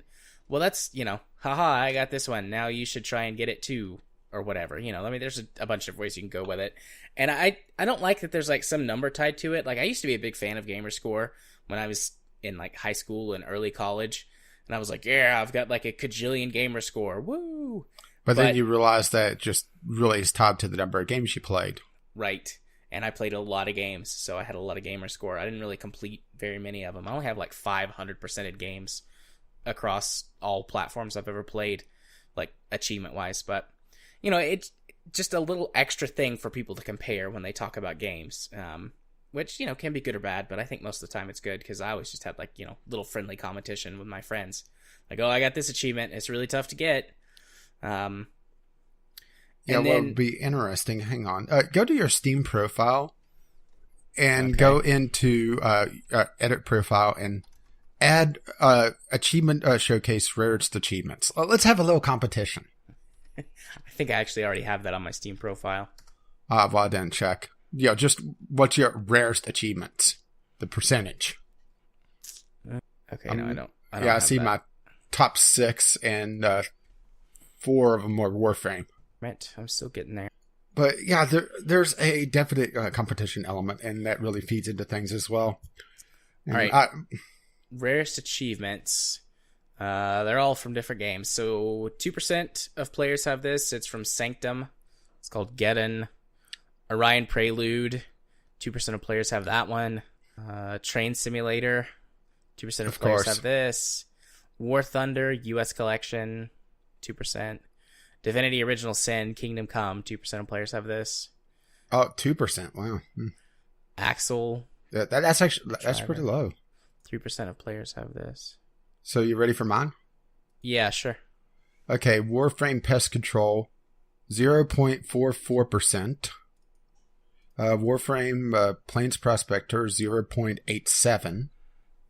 Robot Roller Derby Disco Dodgeball, 1%. For Around the World. Warframe, The Eightfold Path, 1%. Torchlight, 1%. The Horse Whisperer, 1%. And Warframe, Champion of the People, 1%. Nice. It says I have 1 perfect game. It says I have 2. I did have 3 before, so. I did lose the original Binding of Isaac because they added more achievements after I beat the game and 100%ed it. And I know Poker Night was 1. I can't go see what game I have that has. Yeah, that's irritating. But yeah, it does add a layer of competition, and be able to, at least on Steam, set up your showcase to show, I got this achievement, and having the achievement showcase in your profile. Definitely adds to it, Yeah. Granted, some people just spell out rude things with all the letters, but Yeah. Of course they do. But yeah. Overall, I think achievements are a good thing. Like you said, also, I didn't even think of that as part of my original answer. Companies or developers being able to get info about their games without having to do things like, spy on their players or collect shady data. They can just see what achievements that players have completed and then work out why. I also think that they can add interesting little bits to games too, like Crackdown 2, every time you got an achievement, the announcer guy would go, "Now that's an achievement," with his announcer voice. And that sounds kind of silly if you haven't played Crackdown 2, but Crackdown 2 is a super silly, over-the-top game, and you're like, haha, that's right, I did get an achievement, announcer man. So that was still nice. My favorite part of achievements is Portal 2. Yeah, that was a good one. But like you said, achievements can spoil things. I think that really only happens when they're lazily done. I mean, granted, there is ways to hide achievements in Steam, but you still could go to the global list and see potential spoilers. But it really depends on what they put in as the labels, and that really comes down to really a game developer caring. Yeah. And if they just put in achievements because, people demand it, they may just lap them in. Or they may just make a game that's a crappy platformer with 5,000 achievements. Yeah, they might do that. Team Fortress did an interesting thing with their achievements. At least originally in Team Fortress, weapon unlocks were tied to your achievements. And each class had a set of achievements as their class updates came out. So completing a certain number of the achievements would unlock a updated weapon. And some of them could be, huge upgrades and some very powerful things. Like, let's go heavy, since that's what I typically played towards the end of TF2. Iron Curtain, take 1,000 points of damage in a single life. With a good heavy could easily do that. Marksman, kill 10 enemies in midair with the minigun. Rasputin, in a single life, gets shot, burned, bludgeoned, and receive explosive damage. And it goes on and on and on. And completing different milestones. Let's see. 22 out of 36, 30. Yeah, 36. 38. I have 36 completed. 38 achievements gave the third weapon. And the various milestones the first one's only 10, and that's not too hard. And that's an interesting way to handle their unlocks before they started going loot crate. Right. That makes sense. But, yeah, overall, I think achievements are a good thing. I don't really know if there's anything else to add to it. When they're done lazily or poorly or just tacked on, no good. Mm-hmm. Shouldn't even be there. But when they're done properly, they can add a lot to the game, giving an additional set of completion for players, encouraging different styles of gameplay. Granted, sometimes they can be just obscenely annoying. Yeah. Like, well, another Team Fortress 2 one is for the replay system. They tied some of them directly to YouTube views. So you upload a video and hope it gets enough views. Right. I hate when achievements are tied to multiplayer. I think achievements should be a single player thing only. Just because there's so many multiplayer achievements that you just can't get. Especially in older games when achievements were first becoming a thing, like in the old Ghost Recon Advanced Warfighter or something like that. And a lot of other games with multiplayer components. It's like, be the top on the leaderboard. Well, there's only going to be a few people who are able to get that. Ever. Yeah. Or another annoying one is play with the devs. Yeah. Granted, I do like whenever they set it up where play with the dev or play with someone that has played with the dev. Yeah, a viral achievement type thing. Yeah. Yeah, and also, well, Team Fortress 2 is also a good example of this, is achievements with very specific unlocks or things that are actively detrimental to gameplay. Like, well, another heavy one of the few I don't have, is taunt while you're invulnerable, which is wasting the Uber charge. Provide an enemy with a freeze cam shot of you taunting while invulnerable. That's just a dick move, honestly. Yeah.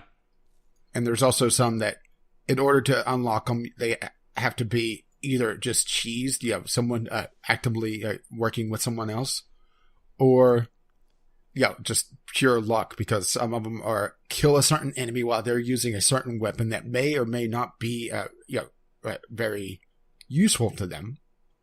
And that's, just getting a little obnoxious. But my biggest one is for especially multiplayer that has achievements, which multiplayer games that have achievements are perfectly fine. It's just, when they get obnoxious or when they get in the way of gameplay. To me, you should be able to get a good chunk of the achievements just by playing well. I agree. Sapping 1,000 buildings as a spy. That's something that you'll eventually get.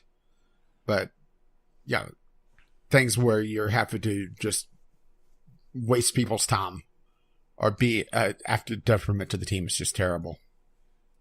Yeah.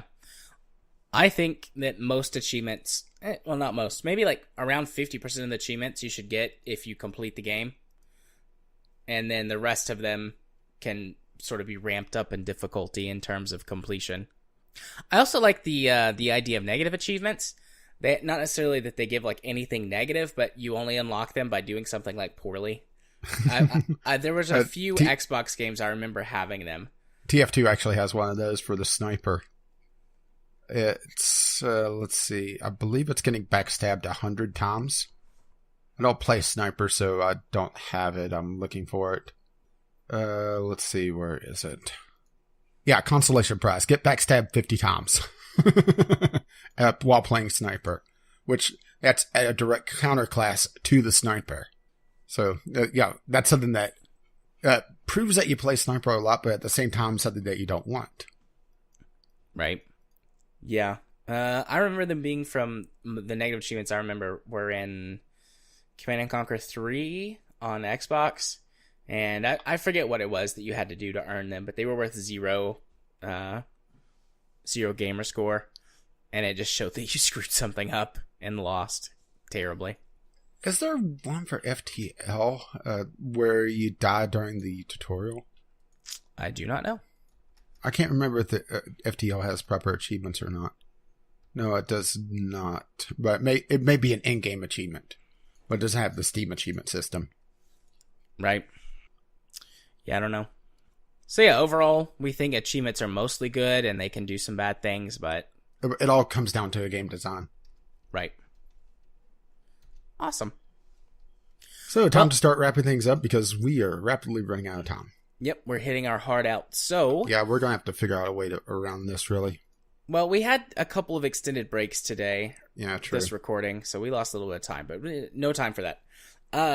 Finding me in places on the internet. You can find me on the YouTubes by searching for Gaming Psychologist, where I put all my videos at.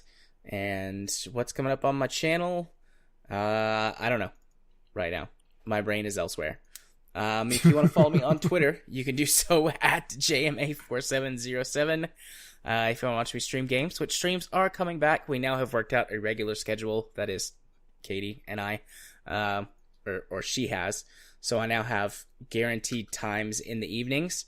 Fridays and Saturdays are still out just because of her schedule, but there are 5 other nights, well, 4 podcast nights on Tuesday nights. There are 4 other nights of the week which we could do stream night on.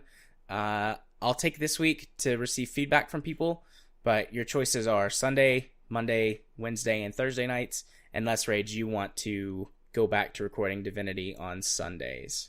Well, we do need to sit down and figure that out. All right. Well, let's go ahead and submit feedback, and if everyone happens to say Sunday and we say we're going to record on Sunday, I'll just say that and we'll pick a different day. But streams will be coming back soon.